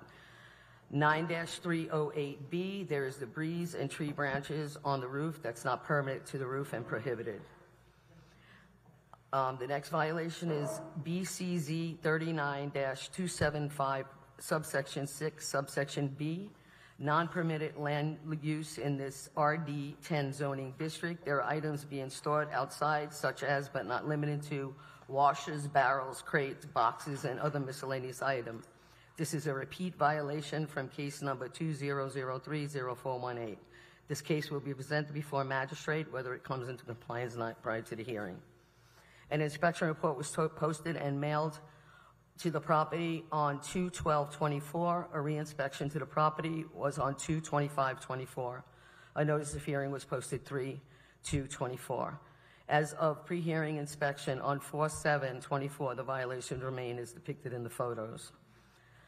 For violation 18-A, the city is requesting imposition of fines of $200 for the 2 days it was out of compliance of 2/12/24 and 2/26/24. 9-305, the city is requesting immediate imposition of fines of $50 a day from the day it was observed.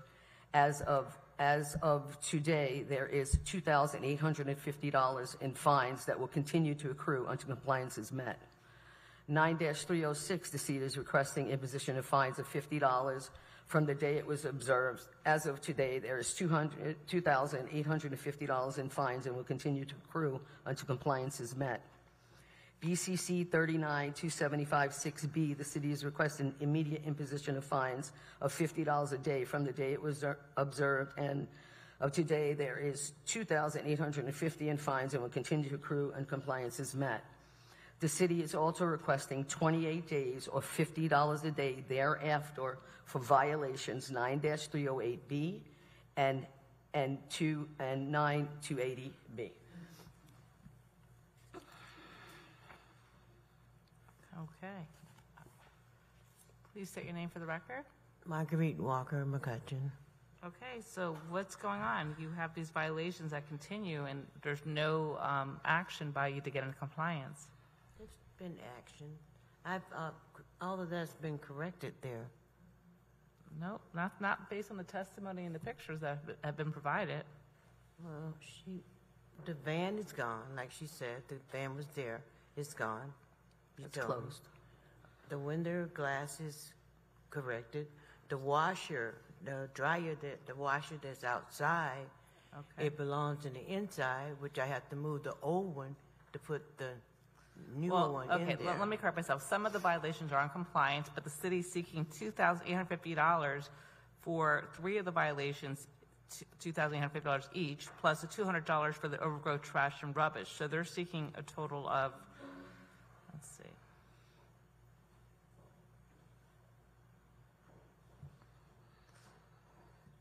$8,750 the city is seeking, based on the delay in getting into compliance. There's still 2 violations that you need to get in compliance with, which they're seeking 28 days at $50 a day, which is the debris and the tree branches are not permanent on the roof and prohibited, and there are building parts which are deteriorated and not maintained. There's a broken window in the back of the house. Those 2 violations you need to get in compliance with. What's 28 days? It's not on my paper here. I put on 35 days. Oh, okay, so 35 days. Excuse me. That's been corrected. When she came over, there was no debris on the roof. You saw that. The house next to me, that we're connected together, they have debris on their roof. Okay, she can come out and she can see Okay. that. But the other violations, they're seeking close to $9,000 because you were not in compliance timely. So I'm giving you an opportunity to address that. Otherwise, I'm going to impose the fines. Magistrate, for Supervisor Bass, for clarity, even some of the ones that have the $2,850, that's just for the amount as of today, but they're still repeat violations. So she specified those because they're repeat violations. We're going to ask for fines to continue to accrue on those as well. Okay. All right, is there anything you want to add? Well, what violations do I have at this time, you said? I think that I've corrected everything. Ms. McClutcheon, the things that we just need to get done is get the house painted. You got to get the window fixed. You just can't put The a board window on is it. fixed, There's a huh? board on it, ma'am. You put a board on it, right? No, I didn't. There's no board on The that. picture, there's That pictured window that you had took. Okay. The window, the broken window, there's no board on there. Okay, I'm going to have the fines continue to accrue. You have until May 14th to get into compliance for the 2 outstanding violations. Actually, they're all outstanding still? The ones that I read off to you? Yeah. Yes. Okay. So I'm going to order what the inspector had requested, which will be $200 on 18-12A, $28.50 at $50 a day for 9-305B, 9-306, BCZ 39-275. There's no, I'm sorry for interrupting. There's no board there. There's no board to get one She's done. going to come out, and she's Okay. going to re-inspect the property. But Okay. in the meantime, the fines are continue to run, so you need to get in compliance, and then at that time, we'll have a determination, the total amount that's due, and then we can come to a figure, and if anything, you can apply for amnesty. But right now, you're not in compliance, so the fines will continue to run. Okay. So, about the fine, there's something that somewhere I can go to get help with that?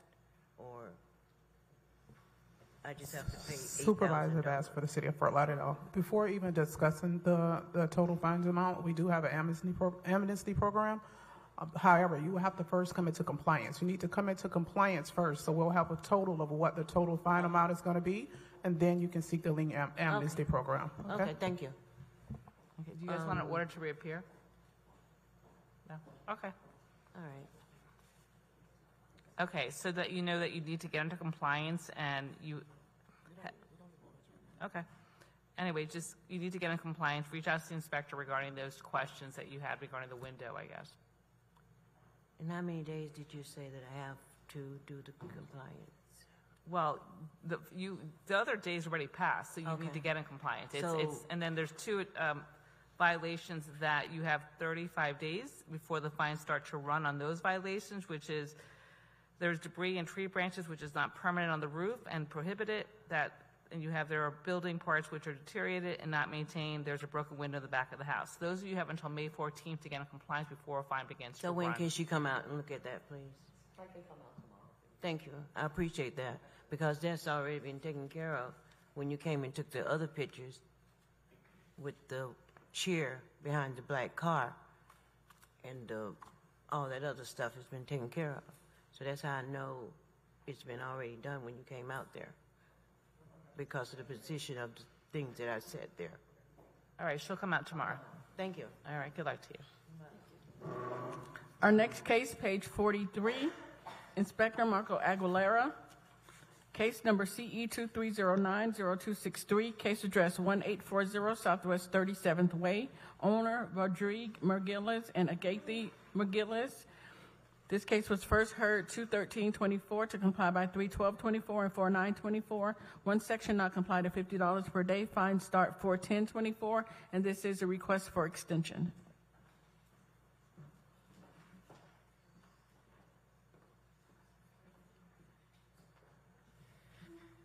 Marco Aguilera, City of Fort Lauderdale Code Compliance Officer for case and address as read. Case was previously heard at the 2/13/24 hearing, and the magistrate found for the city and ordered 56 days to comply with 9-304B. Violation of 9-305B has been complied. This is a request for extension. Okay. Please state your name for the record. My name is Rodrigue Mergilles. Okay. How much time do you need to get into compliance? Month. 35 days, you'll be in compliance? Yes. Okay.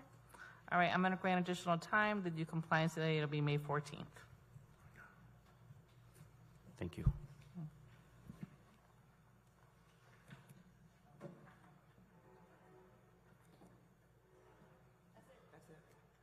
Thank you. Our next case, page 29, case Inspector Rachel Moore, case number CE 2402-0681, case address 2790 Southwest 2nd Street, numbers 1 through 4, owner Alicia Gervais, posted at property 32524, posted at 1 East Broward 32624. Hello, good morning. Morning. Good morning. Morning. I'm going to have this. Perfect. I'll have the city present, and then you can go ahead and respond.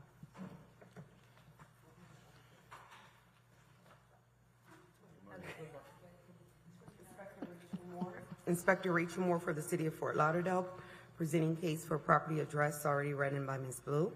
The initial inspection was conducted on 2/25/24, and the following violations were discovered. 24-7 parentheses B is complied.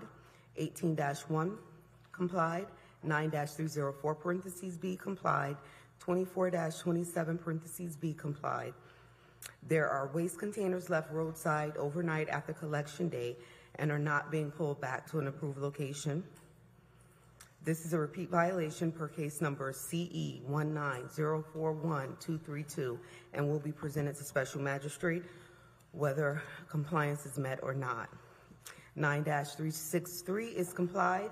A total of 5 subsequent inspections on 2/25/24, 2/28/24, 3/25/24, 4/01/24, and 4/7/24 were conducted at the property in which the property was observed to be out of compliance. There was contact made with the property owner. As of pre-hearing inspection dated 4/8/24, the property was found to be in compliance with all cited violations. The city is requesting an immediate imposition of fines in the amount of $100 for the repeat violation beginning the first day the violation was discovered until compliance was met. Good morning. We try to comply as soon as possible, but the issue that we're having is that since we live in Miami, sometimes we get the notice on the mail probably 7 to 10 days after. So I already registered, I can talk to Inspector Moore with the city. So if we can get an email as soon as we get any issue, we'll comply right away. Okay, so which is the violation you're seeking $100, and what's for the date? What is the date that they were in violation? All 5 days. I'm sorry? They were in violation all 5 days, 2/25, 2/28, 3/25, 4/1, and 4/7. So we're seeking a total of $100. For 5 days? Yes. Inspector, Just total. what's that for? Which violation? For just the garbage cans being garbage left out? cans, okay. Yes. Okay. Like I said, I'm ready to comply, but the main issue is that we don't get the notice for the violations. So, we don't know. We live all the way in Miami. I already spoke with all the tenants. I spoke with the company, Waste Management, and they assure me that they're going to comply. But if I don't know about the violation, there's no way I can fix it. Supervisor Bass for the City of Fort Lauderdale Community Enhancement. This is a multifamily dwelling, so it's a bit much for the inspector to have to go there every time the trash containers are left roadside without being pulled back behind the building line. So every time it comes out, because you have on your trash days, you're going to have to make sure that you're communicating with your tenants that they need to pull them back, because this is short time frame for compliance for that. So by the time that the inspector comes out to try to notify you, it's like she's managing the property. So you're going to have to make sure that if you don't have a property manager, that you can get a property manager to make sure that it's maintained behind the building line. Okay? Yes. Okay, so you'll probably have to make sure you're going out on non-pickup days to ensure that the containers are not left roadside. This is not the only violation. Okay, the ones that we complied before, okay, again, I didn't know. The city's seeking a total of $100. That's all Correct. they're seeking. All the other violations. I understand. Now, my question is, now with the register with the city, if there's an issue, I'm going to get an email. Is that possible? No. Or always we're going to get any violation by mail? $500. Oh, sorry. Okay, so I misspoke. It's $100 a day for 5 days, so it's $500. What is the protocol for letting them know? The protocol is that for trash, he already knows when the trash pickup days are. So on non-trash pickup days, the property manager needs to go out there to ensure that the containers are not left out. At this point, it's a repeat violation. So the first time we see it, the fines are going to start. So he really has no grace period at this point because it's a repeat violation. So he needs to ensure that he's going out to his property on non-trash pickup days to ensure that the receptacles are not being left roadside. Okay, but I'm saying when they are in violation, is there a way, how do you advise them that they're not in violation? The inspector puts a sticker on the containers, letting them know it's a yellow sticker that's very noticeable, letting them know that the receptacles have been left out. However, still I want the understanding that when she puts the sticker on there, it's still going to be a fine from that date because it's a repeat violation. So there's no date to comply. You know, if she puts the sticker today, I already get the fine. That's what you're telling me? Once the sticker's put on, you get an automatic fine. Okay. There's no grace period. But if they send an email, They don't have to. They're not going to send you an email. Okay. There's too many properties that they have to inspect that So they don't why have. do we register then?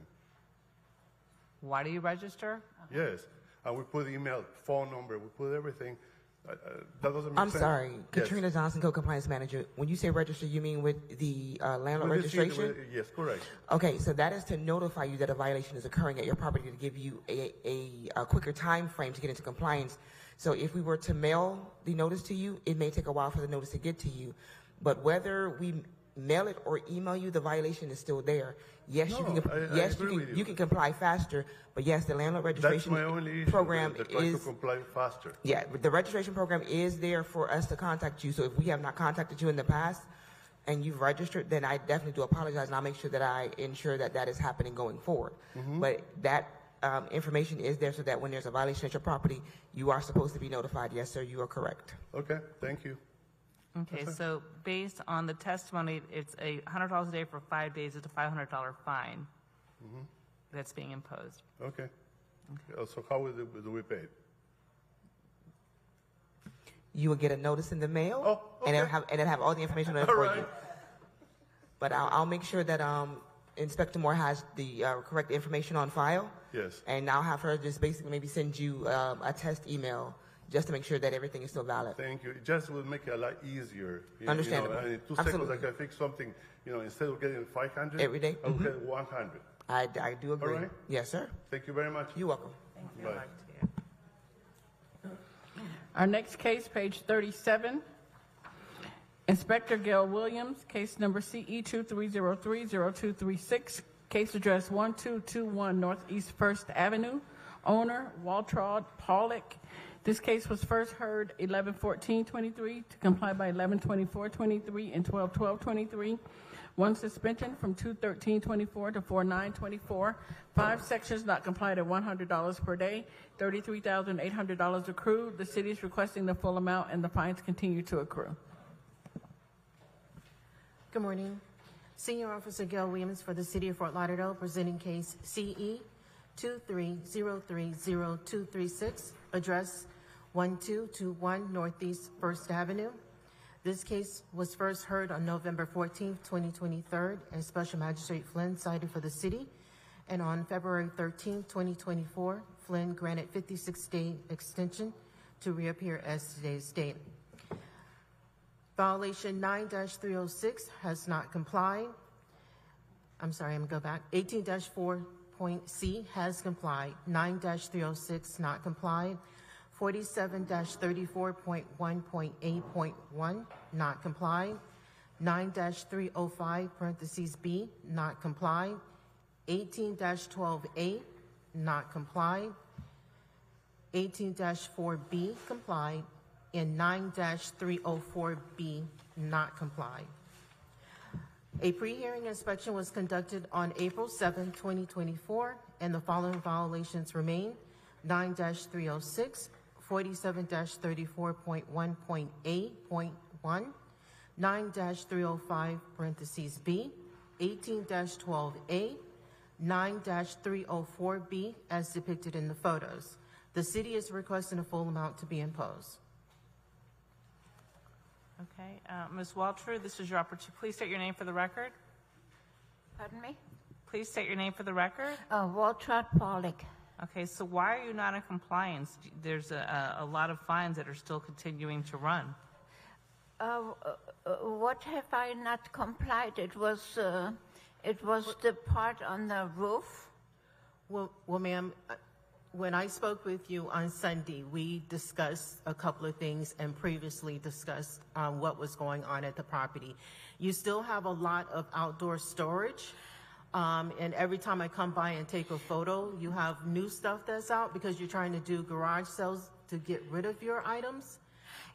You moved the trailer from the lawn and you put it in the driveway, but however, now you have a minivan on the lawn as well. But that's a car that I use every day. I just put it there because I put it there because I had workmen come so they can use the parking spot. Okay, but also you have a white minivan that's parked on the swell, and you have stuff that's on the side of it, in front of it, and you're still missing the ground Yeah, cover. but those are things that people come by and take, and if they don't, but anyway, what it is right now, most of the things are gone, and whatever is sitting out there is going to go next week on Wednesday in bulk trash.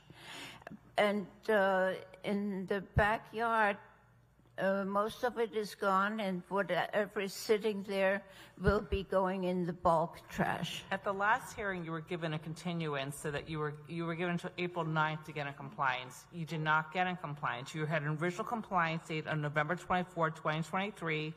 Then it was suspended, and you had another compliance date of 12/12/2023. Then it was suspended, and you had until April 9, 2023. So, you're still not in compliance. This has gone on for over a year. So right now, the fines are going to continue to run. So you need to get in compliance. But, so, when you're showing the front there, that is just where one parks. Sorry, go ahead. No, go on. Am I supposed to, the entrance of the house, am I supposed to put grass there? Well, right by the sidewalk, yes, you're missing some grass there, but the overall, you still have a lot of items, accumulated items that, that's there, and you're trying to get rid of it little by little, but it's still, you need to, maybe not try to have cells to get rid of it. Yeah. Well, I tried to have a yard sale, but it's obviously not doing good. Okay. But anyway, whatever is out there that you have taken pictures as of yesterday, most of it is gone, and whatever is left will go next Wednesday in the bulk trash. Because I really don't have the money to hire somebody to haul it all away. Okay, well, like I said, the fines will continue to run. When you're in compliance, reach out to the city. You'll be in compliance, and then I guess at some point you can request amnesty through the city, but I'm not going to give you more additional time to comply because this has been going on for over a year, and you can't solve the problem with garage sales. You need to call for bulk pickup. Or should have called for it already by this point. Yeah, well, I didn't want to spend the money, and it's another week when they come, so that's what I was hoping for. Okay, well, I'm going to grant the city's request to continue, request the full amount and to continue the fines. I didn't hear that. That I'm going to grant the city's request to continue the fines and the full request and to continue the fines and for the full amount. So you need to get in compliance. You're going to have a large fine at the end, and I guess you have to deal with amnesty. But you're not in compliance, so the fines are going to continue to run. Well, all I can say is that by next week it all will be gone. So that's all I can say. Okay. That's the only answer I have. All right, I'll come by next week, and you're always there, so I'll speak with you at that time, and we'll see what your progress is, okay? Okay. Okay. But do you understand what she's saying? Okay. All right. Yeah, I know it's been very slow because I have had such health problems, but it will be all gone in a few days.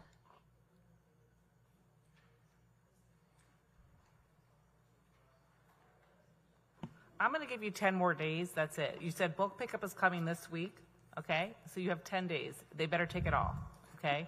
So you have until April 19th. The fines will, you'll get a compliance date of April 19th, okay? So you have until April 19th, which is 10 days. Thank you. And we'll do stay of fines until that time. Stay of the fines until April 19th, exactly. All right. Thank you. You're welcome. Thank you much. That's the end of our respondents. We'll take a 5-minute break.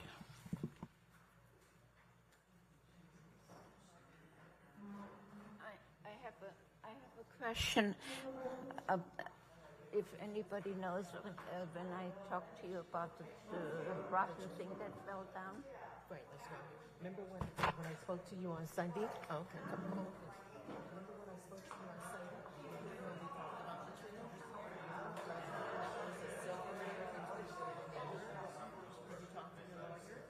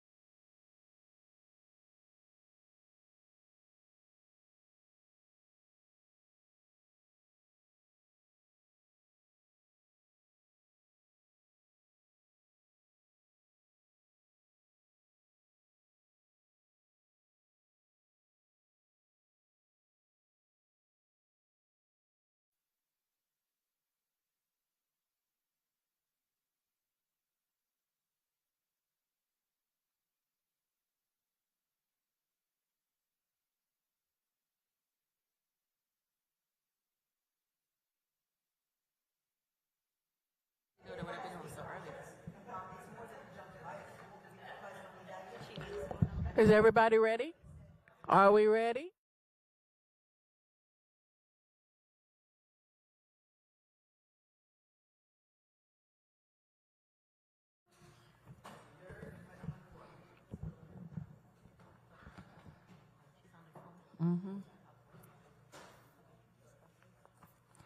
Our first case, page 2. Case number CE 24020138, case address 601 North Rio Vista Boulevard, owner South Bank Apartments LLC. The inspector is Marco Aguilera. It was posted at property 32124, posted at 1 East Broward 32624. This case is complied.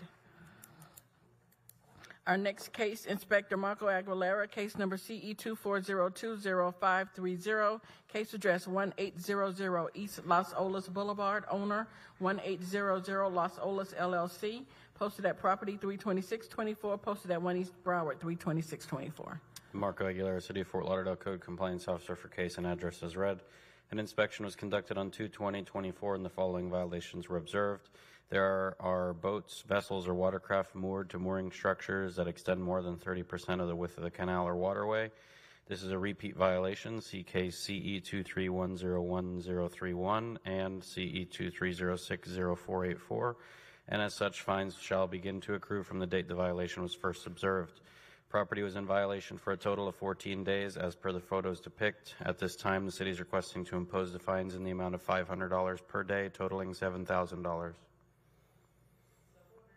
Thank you. Next case, page 3. Inspector Marco Aguilera, case number CE 24020355, case address 1306 South State Road 7, owner Unique Motorsports Holding LLC, in care of James R. Fitzgerald, posted at property 32724, posted at 1 East Broward 32624. Marco Aguilera, City of Fort Lauderdale Code Compliance Officer for case and address as read. An inspection was conducted on 2/13/24 and the following violations were observed. 1812A, there is trash, rubbish, and debris on the rear swale of this property. 9-305B, the landscape of this property is not being maintained in a neat and well-kept appearance. There are areas of dead and missing ground cover. 9-280H1, the concrete wall at the rear of this property is in disrepair and is not being maintained as required. Barbed wire at the top of the concrete wall is in disrepair and has fallen off. Wall is dirty and stained and in need of pressure cleaning and/or paint. 47-2116A, several stumps remain in the rear swale of the property. 9-306, graffiti has been painted on the exterior east wall of this occupied commercial property. As of 4/2/24, the property remains in violation as per the photos depict. At this time, city is requesting 10 days for 1812A and 28 days for the remainder of the violations, or $100 per day per violation thereafter. 35 days or 28 days? Because the paper you guys gave me on the dates. 35, sorry. It's okay. I just want to make sure because, all right. So ordered, it'll be, and how much are you seeking, $100 per violation? Yes.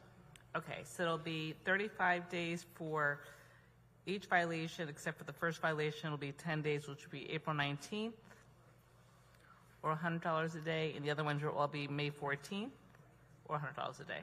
Thank you.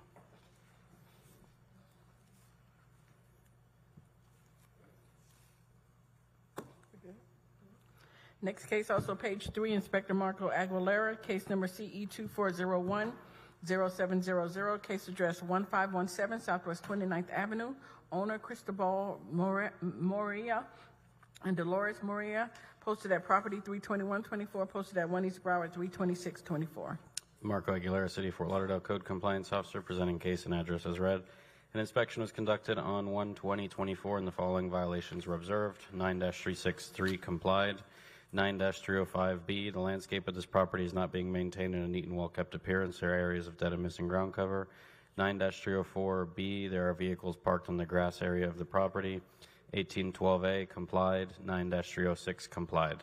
As of 4/2/24, the property remains in violation as per the photos depict. Property owner has applied for a permit to install a paver driveway, which would comply both remaining violations. So at this time, city is requesting 91 days to come into compliance or face a fine of $50 per day thereafter. Which are the two violations that you're seeking for? 9-305B and 9-304B. Okay, so order, they have until July 9th, or there'll be a fine of $50 a day fine for each of those 2 violations. Thank you. Next case, page 5, Inspector Wanda Aquavella, case number CE 23120364, case address 528 Northwest 16th Avenue, owner Southern Florida Investments LLC, posted at property 32024, posted at 1 East Broward 32624. Wanda Aquavella for the city. Case and address is read. The property was inspected on 12/14/23. The following violations were observed. 9-305B, the landscape at this property is not being maintained in a neat and well-kept appearance. There are areas of dead and missing ground cover.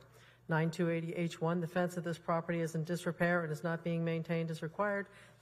There is a planter in front of the property that is dirty and stained. 184C has complied. 1812A, there is overgrowth, trash, and debris on this property and or its swale. The pre-hearing inspection was conducted on 4/2/24, and the property remains in violation. For violations 9305A and 9280H1, the city is requesting 35 days to come into compliance or a fine of $100 per day for each violation. For violations 1812A, the city is requesting 10 days to come into compliance or a fine of $100 a day. So ordered. So for violations 9-305B, H1, there'll be a compliance date of May 14th, or there'll be a fine of $100 a day for each one. And for violation 18-12A, there'll be a compliance date of April 19th, or a or a fine of $100 a day. Thank you.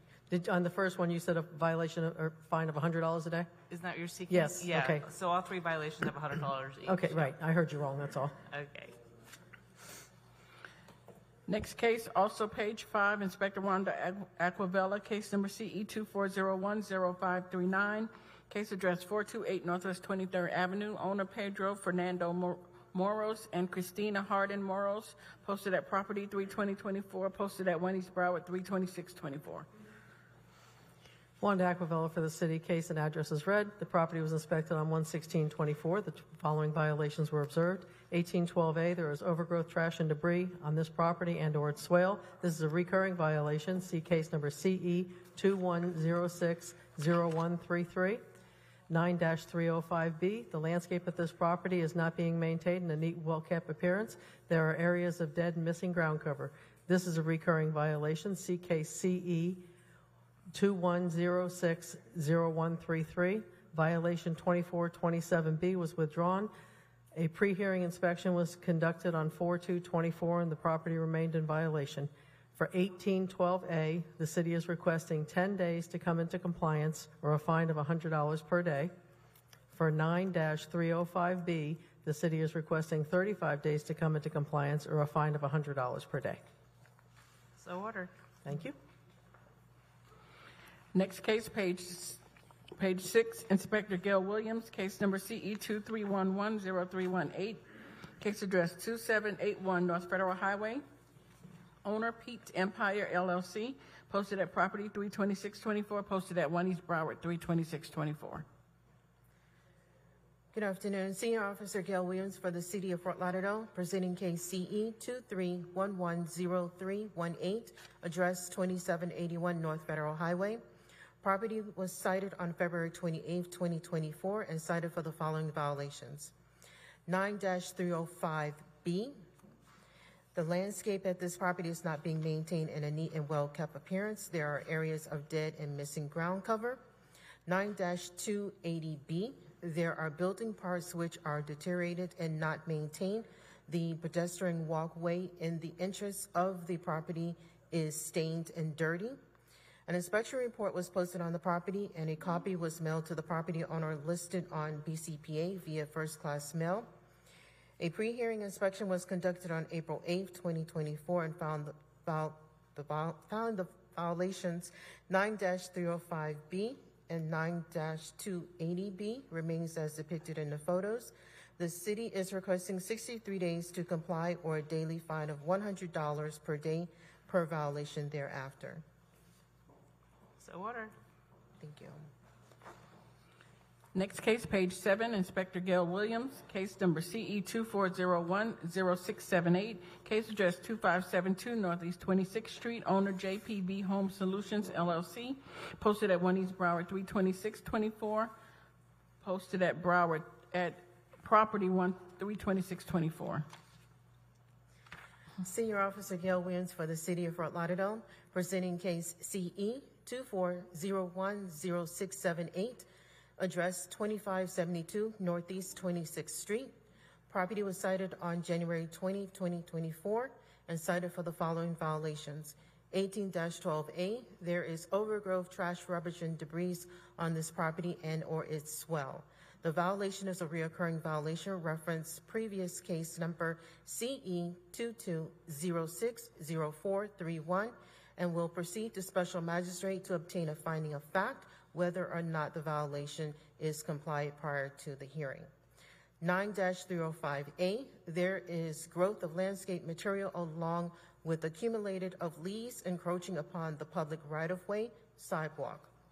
9-304B, the driveway has grass growing up in between the pavers and rust stains.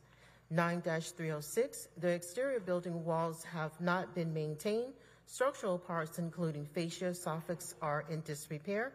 There are areas of the exterior that have stains and missing peeling paint. The porch walkway is stained and dirty.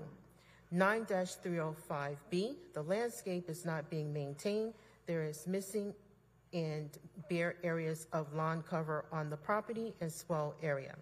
An inspection report was posted on the property. A copy was mailed to the property owner listed on BCPA via first-class mail.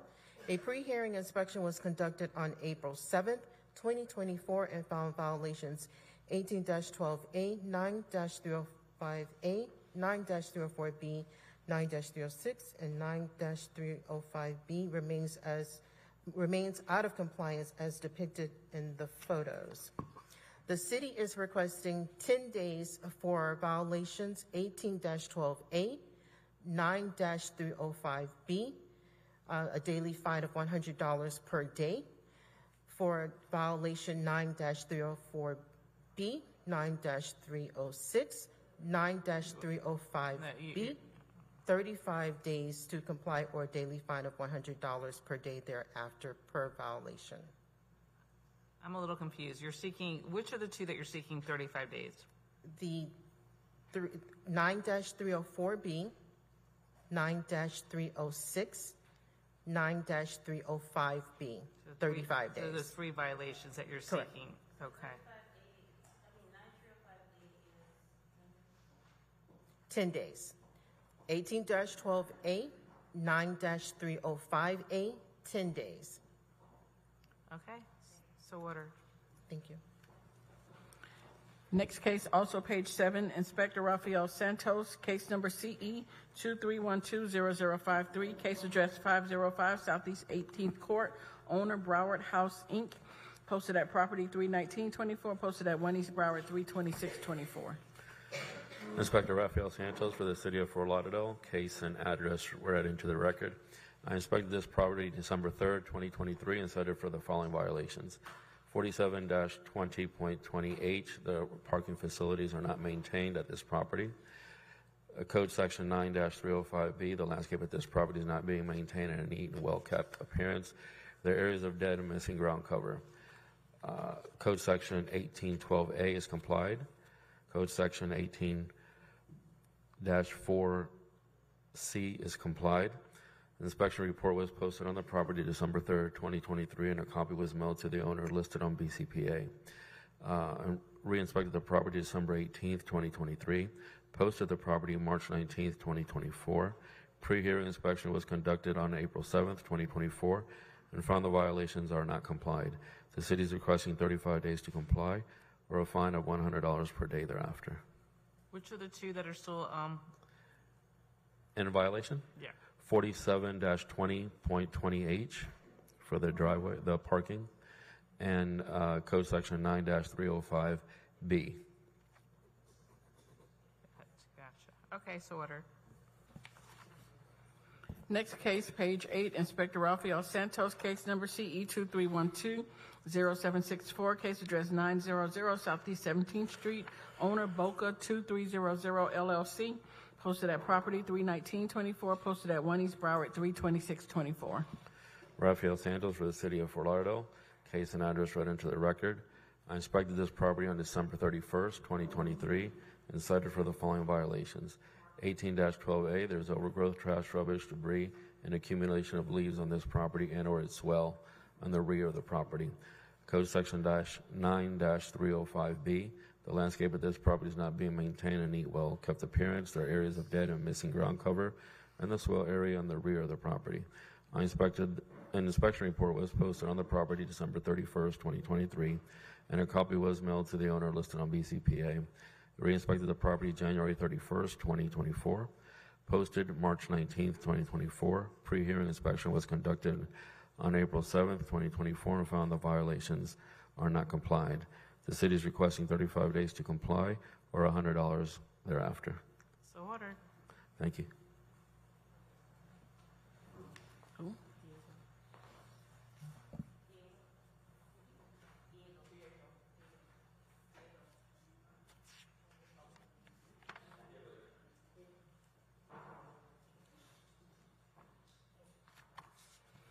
Our next case, page 9, Inspector Diego Santos, case number CE 2401-0181, case address 401 Southwest 24th Avenue, owner Jose David Pineda Guerra and Yadira Valdez, posted at property 32524, posted at 1 East Broward 32624. Inspector Diego Santos, representing the City of Fort Lauderdale. Case as read. The initial investigation was conducted by Inspector Edward Eason on January 5th, 2024, and the following violations were observed. Violation 18-4C, complied. Violation 9-304B, complied. This is a recurring violation from case CE 22110069. Violation 9-305B, complied. This is also a recurring violation from violation CE 22110069. So this case is in full compliance and just be presented as fine and fact. So ordered.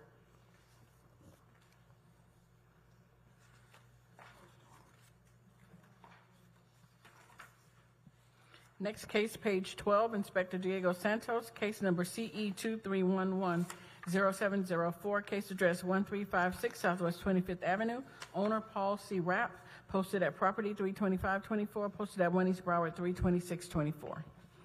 Inspector Diego Santos, represented the City of Fort Lauderdale. This case was originally opened on November 30, 2023, and the following violations were observed. Violation 18-12A, complied. Violation 9-305A, complied. Violation 9-280H1, the wood fence of this property is in disrepair and is not being maintained as required. The wood fence is leaning over, it's also rotten and dirty with missing and broken slots.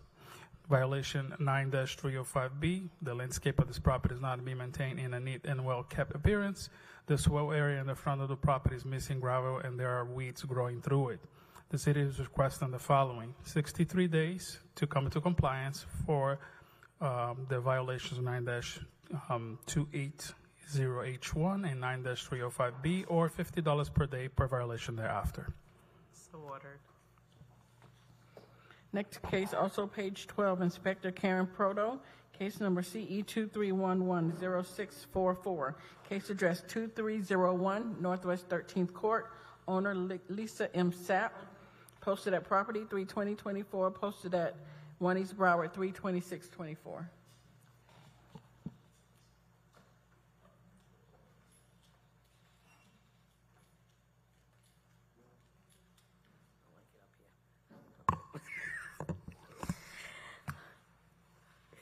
Inspector Proto for the City of Fort Lauderdale. Case and address is read into the records. This property was inspected on 11/12/23, and the following violations were observed. 9-305B, the landscape on the property is not being well maintained in a neat, well-kept appearance. There are areas of dead and missing ground cover. 9-304B is complied. 47-34.1.A.1. There are illegal land use occurring on the property. There are items being stored outside, such as but not limited to a tent covered with tarp, filled with items, paint buckets, large plastic bottles, chairs, shutters, rocks, and other miscellaneous items. 9-306, the exterior of the building walls are not maintained. There are areas of the exterior that have stained and missing peeling paint. An inspection report was posted on 11/26/23. Contact was made with the owner of the property. I re-inspected the property on 1/7/24, and a notice of hearing was posted on 3/20/24. As a pre-hearing inspection on 4/7/24, violations remain as depicted in the photos. The city is requesting 35 days or $50 a day thereafter for each violation. So ordered. Next case, page 15, Inspector Karen Proto, case number CE 23110645, case address 2740 Northwest 24th Court, owner Virginia R. Smith, posted at property 3/20/24, posted at 1 East Broward 3/26/24. Inspector Proto for the City of Fort Lauderdale, case and address is read into the record. The property was inspected on 11/26, and the following violations were observed. 9-12A, there is overgrown trash and rubbish and debris on the property. 9-304B, the paved driveway is in disrepair. The driveway has cracks and potholes and needs to be repaired or resurfaced. 9-308A, the roof is not in good repair and not weather tight. The roof in the back of the property has large plastic top cover in it. 9-306, the exterior walls have not been maintained. Structural parts, including fascia, soffits, are in disrepair. There are areas of the exterior that have stains and missing peeling paint. 9-280B, the building parts are deteriorated. The concrete pillar is cracked and broken and needs to be repaired. An inspection report was posted on 11/26/23. I re-inspected the property on 12/17/23. A notice of hearing was posted 3/20/24. As a pre-hearing inspection on 4/7/24, the violations remain as depicted in the photos. The city is requesting 91 days or $25 thereafter for each violation. Okay, so ordered. Thank you. Next case, also page 15, Diego Santos presenting case number CE 23090063, case address 1825 Southwest 23rd Street, owner Scott Edwin Davis and Scott Edwin Davis Revocable Trust, posted at property 3/18/24, posted at 1 East Broward 3/26/24. Inspector Diego Santos represented the City of Fort Lauderdale, case as read. So this case was first opened by Inspector Malaika Mori on September 3rd, 2023, and the following violations were observed. Violation 18-12A is complied. Violation 18-4C, there are derelict vehicles in the trailer on the property. And violation 9-304B, there are vehicles and trailers parked on the grass lawn area. The city is requesting the following: 10 days to come to compliance for violation 18-4C, the derelict vehicles, or $50 per day thereafter, and 35 days for violation 9-304B, driveway maintenance and parking on the law, and or $50 per day thereafter. I'm sorry, 18-12A, is that in compliance? 18-12A, it is in compliance, yes. Okay, so ordered then. Thank you. Thank you very much. Next case, page 18, Inspector Gustavo Caracas, case number CE 23120207, case address 1518 Southeast 2nd Court, owner Paula D. Loggins and James D. Yeater, posted at property 3/20/24, posted at 1 East Broward 3/26/24.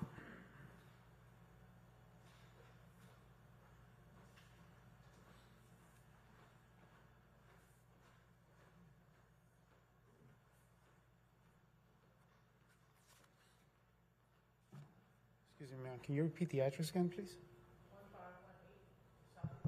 1518 Southeast 2nd Court.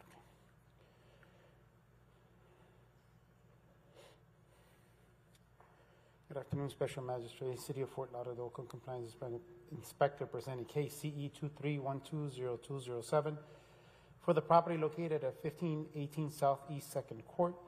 Inspection of the property was performed on December 7th of 2023 and cited for the following violation. 18-12A, there's overgrowth, trash, rubbish, and debris on this vacant lot property and on its swale, including but not limited to the road signs placed or stored on the vacant lot property.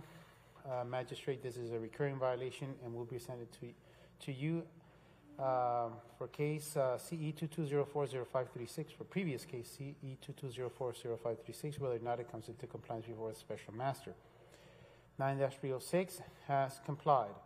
Courtesy notice was mailed to the property owner listed on BCP via first class mail on December 7th, allowing 14 days to come into compliance. Just recently, I've had contact with the property owner manager.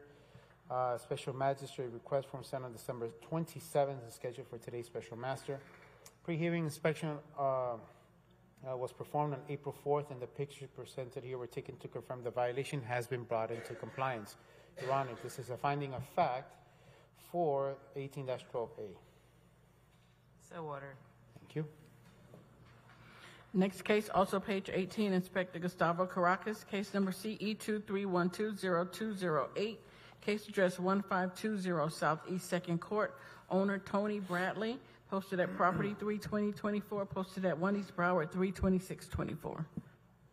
Good afternoon, Your Honor. City of Fort Lauderdale Code Compliance Inspector presenting case number CE 23120208 for the property located at 1520 Southeast 2nd Court. Inspection of the property was performed on December 7th and cited for the following violations. 9-306, the exterior building walls have not been maintained. Structural parts, including fascia, soffits, and balconies, are in disrepair. There are areas of the exterior walls that have stained and missing peeling paint. There are areas of the building that needs to be washed and or cleaned and painted. 9-280H1, the fence in disrepair is in compliance. Courtesy notice was mailed to the property owner listed on BCP via first class mail on December 7th, allowing 14 days to come into compliance. Contact has been made with the property owner. Is aware over the phone. I've spoken to him. He's aware of today's special magistrate, and he will be fine with the final outcome. Special magistrate request form sent on January 24th of 2024 and scheduled for today's special master. Pre-hearing inspection was done on April 4th, and the pictures presented here were taken to confirm the violation has not been brought into compliance. City is requesting the following: 35 days to come into compliance, or a daily fine of $100 for the violation that exists, and photo submitted into record. So ordered.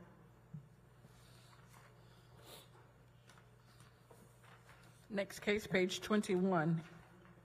Inspector Gustavo Caracas, case number CE 24010653, case address 838 Northwest 4th Avenue, owner Biogenesis Development and Growth Economic Cohort LLC, posted at property 32024, posted at 1 East Broward 32624. Good afternoon, Your Honor. City of Fort Lauderdale Code Compliance Inspector presenting case number CE 24010653 for the property located at 838 Northwest 4th Avenue. Inspection of the property was performed on January 18th and cited for the following violation: 9-363, failure to register the residential rental dwelling within the city. This is the free application that has not been submitted or is incomplete. Courtesy notice was mailed to the property owner listed on BCP via first class mail January 18, allowing 10 days to come into compliance. Contact has not been made with anybody from the property except for the tenants that have told me that they are tenants only, but the property owner is MIA, no contact. Special magistrate request form sent on February 1st and scheduled for today's special master. Pre-hearing inspection was done on April 4th, and as of that day, nobody has even made attempt to for the landlord registration. I've only taken a picture of the frontage of the property. Obviously, this is just a registration. And the city is requesting the following, ma'am: 10 days to come into compliance, or a daily fine of $25 for the violation that exists. So ordered. Next case, page 22. Inspector Gustavo Caracas, case number CE 23120588, case address 721 Northwest 4th Avenue, numbers 1 through 4. Owner Meridian Partners 2 LLC, posted at property 31824, posted at 1 East Broward 32624.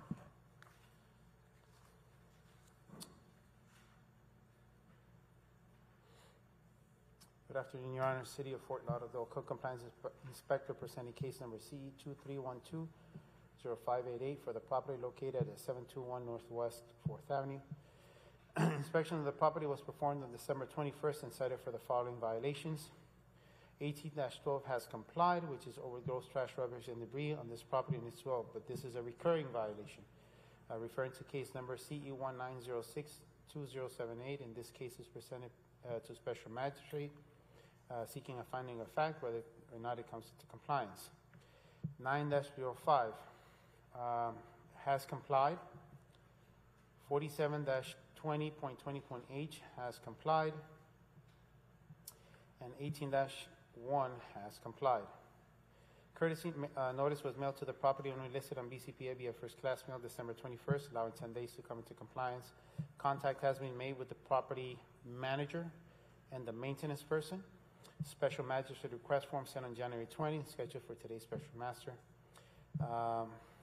Pre-hearing inspection was done on April 4th, and the pictures presented here were taken to confirm the violations have been brought into compliance. Again, Your Honor, this is a finding of fact for 18-12A. So order.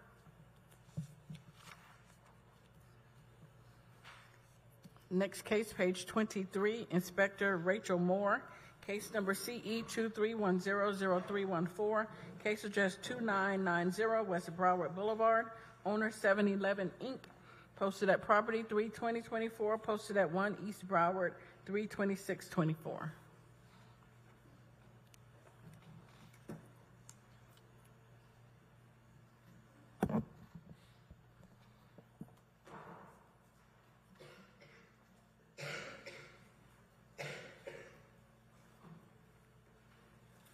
Inspector Rachel Moore for the City of Fort Lauderdale, presenting case for property located at the information just provided by Ms. Blue. The initial inspection was conducted on 10/11/23, and the following violations were discovered. 18-2 parentheses A. There is overgrowth, trash, rubbish, and debris consisting of clothing, soiled underwear, plastic cups, wrappers, bottles, cans, a shopping cart, and miscellaneous trash on this property and its well, and it's a repeat violation per case number CE2003-0268. And this case will be scheduled for special magistrate whether or not the property comes into compliance. And a total of 6 subsequent inspections on 10/23/23, 11/5/23, 11/19/23, 12/3/23, 12/20/23, and 1/14/23 were conducted, and 1/14/24 were conducted at the property, and the property was observed to be out of compliance. Contact was made with the manager from 7-Eleven corporate stores on 3/20/24. As of pre-hearing inspection dated 4/8/24, the property remains out of compliance. The city is requesting an immediate imposition of fines in the amount of $1,200, and that the fines continue to accrue at $200 per day until compliance is met. 10/23/23, 11/5/23, 11/19/23, 12/3/23, 12/20/23, and 1/14/23. I'm sorry, 24, sorry. Okay, so order. Next case, page 24, Inspector Rachel Moore, case number CE22100544, case address 3241 Auburn Avenue, owner TAH2018-1 Borrower LLC, posted at property 3/20/24, posted at 1 East Broward 3/26/24. Inspector Rachel Moore for the City of Fort Lauderdale, presenting case for property address that was just read in.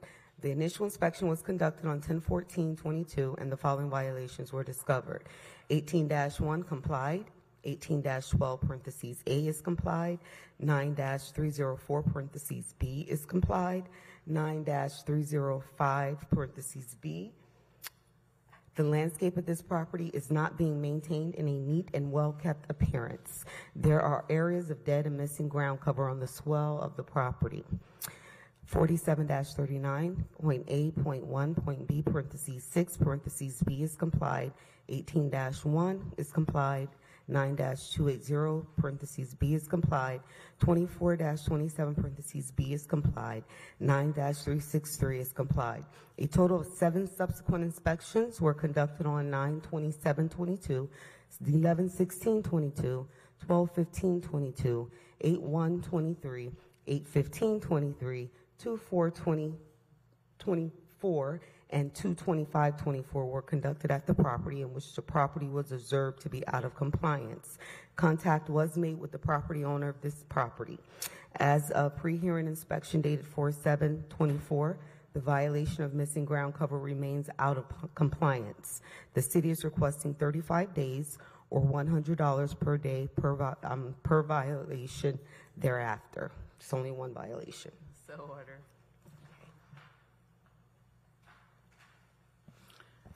Next case, page 27, Inspector Rachel Moore, case number CE 23120050, case address 231 Southwest 31st Avenue, owners Louis Ledee and Stefania Pote, posted at property 32124, posted at 1 East Broward 32624. Inspector Rachel Moore for the City of Fort Lauderdale, presenting case number just read in. The initial inspection was conducted on 12/3/23, and the following violations were discovered. 18-4, parentheses C. There's a derelict vehicle or trailer on the swell on the property. A gray BMW is being parked across the street on Southwest 2nd Court, which belongs to the property.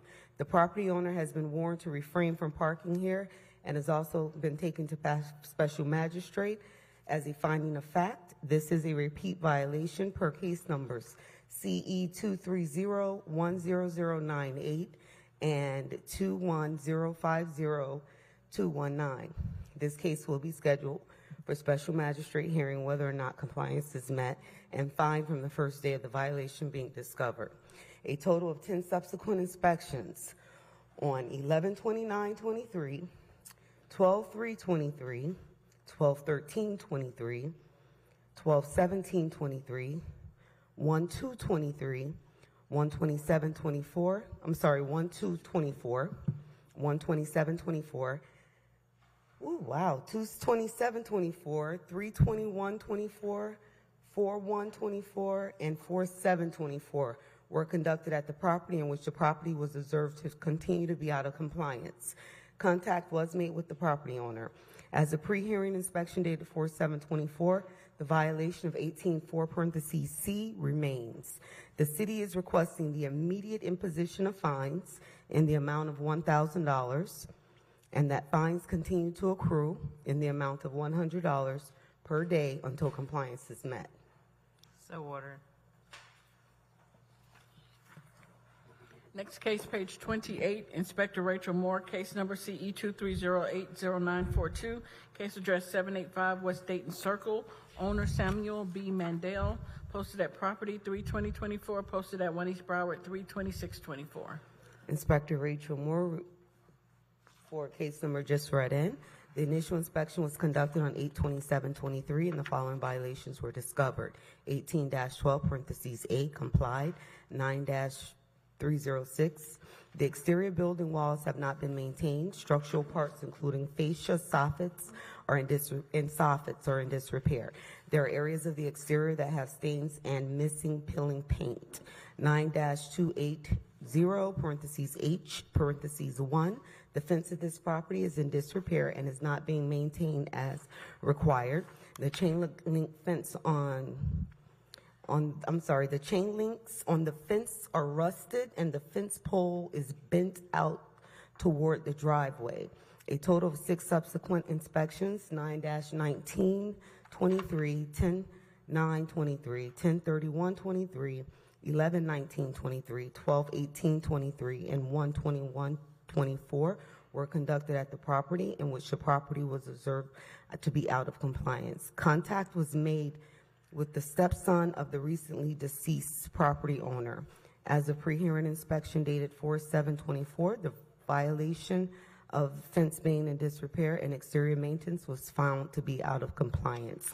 The city is requesting 91 days or $50 per day per violation thereafter. So ordered. You said $100 a day, correct? Correct. Okay. Oh, $50 a day. $50 a day, Okay. sorry. Thank you for clearing it up.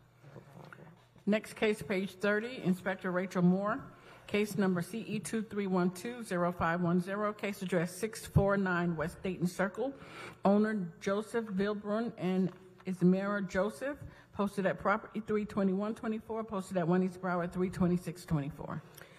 The initial inspection, Inspector Moore for the City of Fort Lauderdale, presenting case just read in. The initial inspection was conducted on 12/19/23 and the following violations were discovered. 18-1, there is roof storage consisting of boxes filled with miscellaneous items and boards at this property that is creating a public nuisance. It is being maintained in such a manner that the property is or may reasonably become infested or inhabited by rodents, vermin, or wild animals, or may furnish a breeding place for mosquitoes that threatens or endangers the public health, safety, welfare, and may adversely affect and impair the economic welfare of adjacent properties. This is a repeat violation per case number CE 19070545 and will be scheduled for a special magistrate hearing whether or not compliance is met. 9-305 parentheses B, the landscape of this property is not being maintained in a neat and well-kept appearance. There are areas of dead and missing ground cover. The swell of this property is missing grass. This is a repeat violation per case number CE 19070545 and will be scheduled for special magistrate whether or not compliance is met.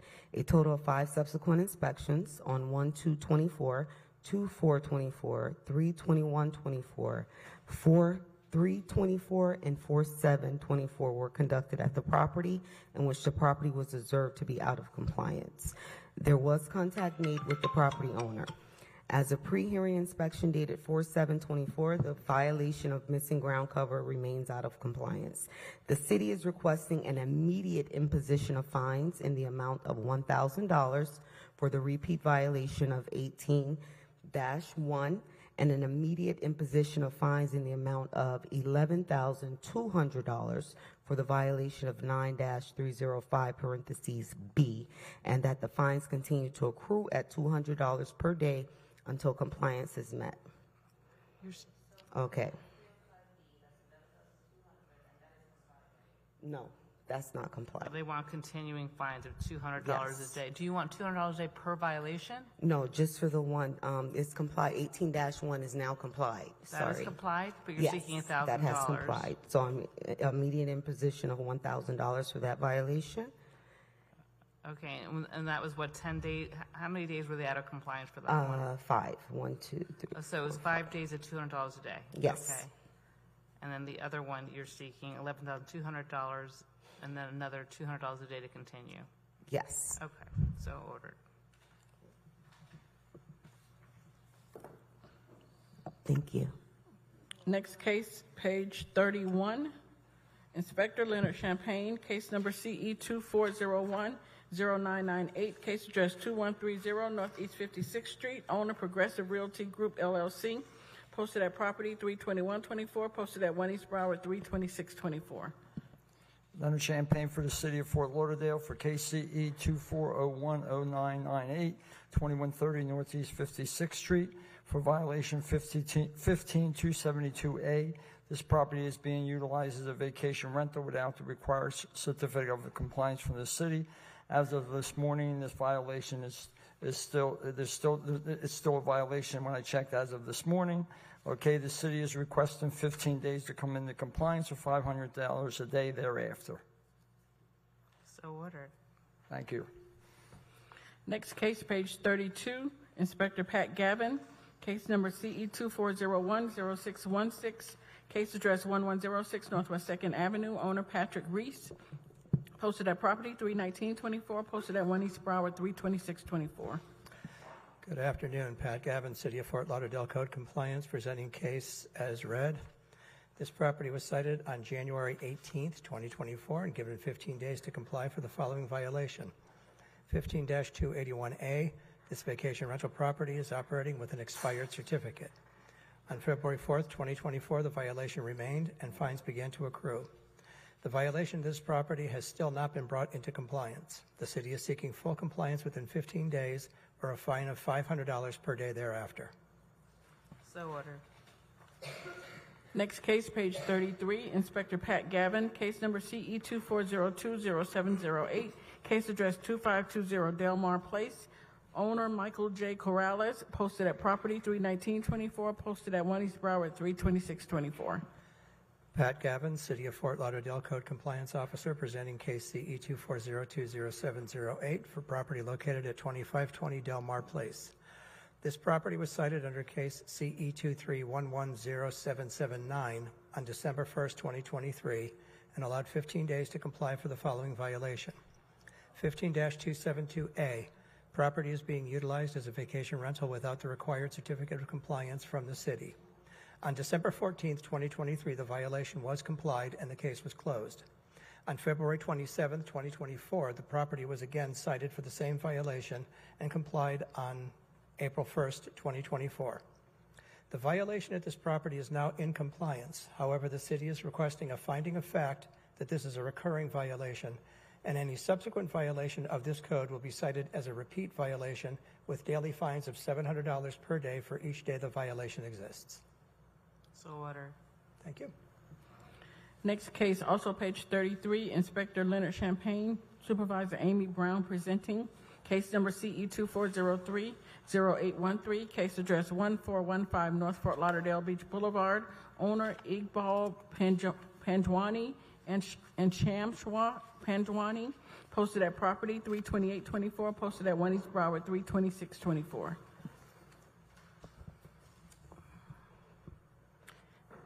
Amy Brown, City of Fort Lauderdale Code Compliance Supervisor, presenting case CE 24030813 for address 1415 North Fort Lauderdale Beach Boulevard.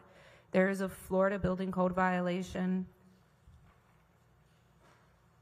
BE 240-30123 at this vacation rental property to request the temporary suspension of the vacation rental certificate.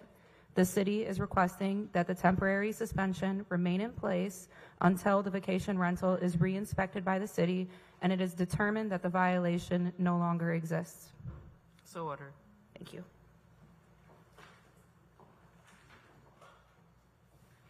Next case, page 35, Inspector Paul Smart, case number CE 2402-0294, case address 2442 Bimini Lane, owner 2442 Bimini Lane LLC.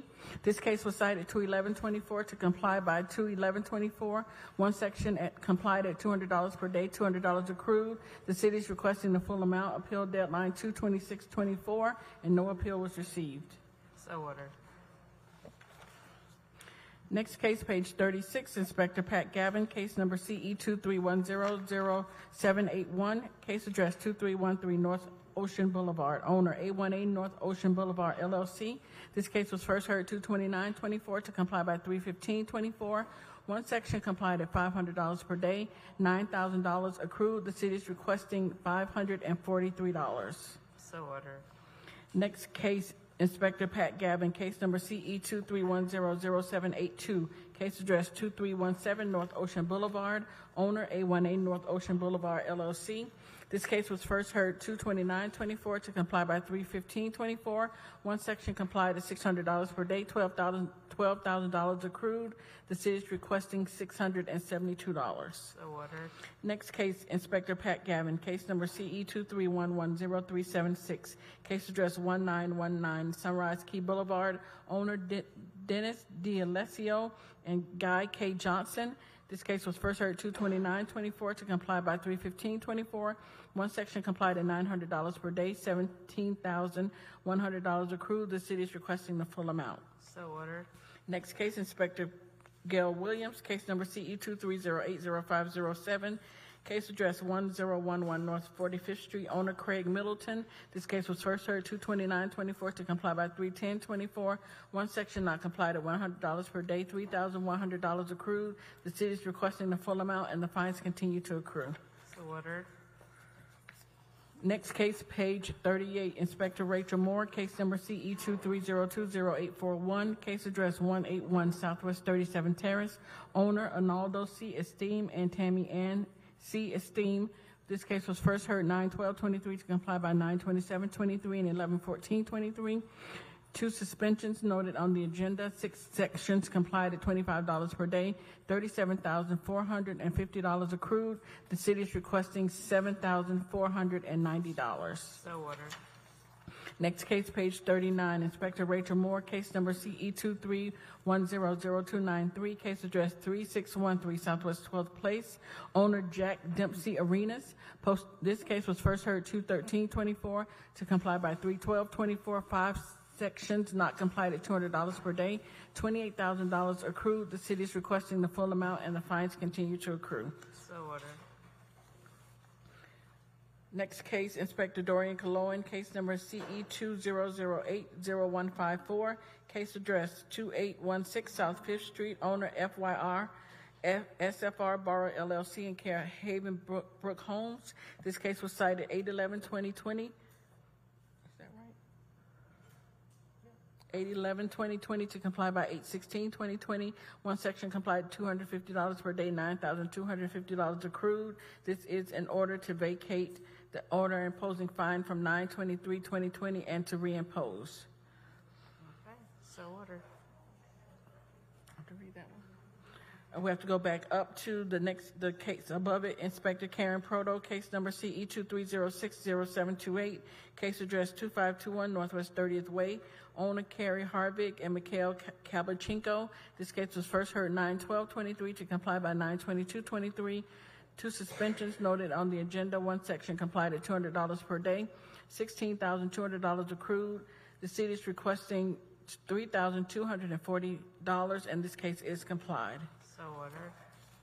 Next case, page 40, Inspector Karen Proto, case number CE23050447.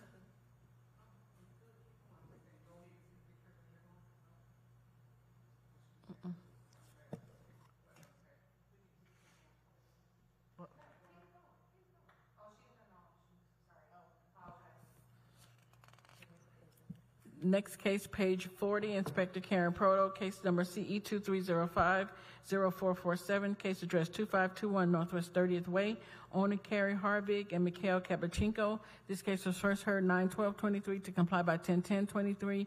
2 suspensions noted on the agenda. 5 sections complied at $50 per day, $18,900 accrued. The city is requesting $3,780. So ordered.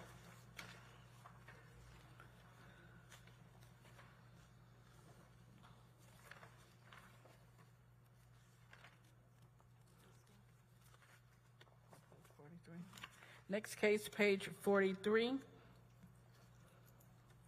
Inspector Marco Aguilera, case number CE23090406, case address 1400 Southwest 29th Street, owner Cheryl E. Diaz. This case was first heard 3/12/24 to comply by 4/9/24. Fines were set to start 4/10/24. This was a request for extension, however, this case is now complied. Okay, she's not here. There's a no-show. It's Oh, it's a complied. Yes. Okay, so what's the city seeking then? Nothing, there are no fines. Oh, nothing. Yeah. Okay. Okay. Our next case, page 44, Inspector Paul Smart, case number CE23100002, case address 2612 Key Largo Lane, owner Pierre A. Lewis. This is in order to vacate the violation for 15-278.5A. So, Your Honor, this is a case that went to a mediation pending an appeal, and the city agreed with the property owner just to vacate the one violation as read, but the other violation, 15-275.5, will remain. So order then. The city is requesting to enter pages 45 and 46 into today's hearing as an exhibit. It is the city's list of complied, closed, withdrawn, and rescheduled cases. So order.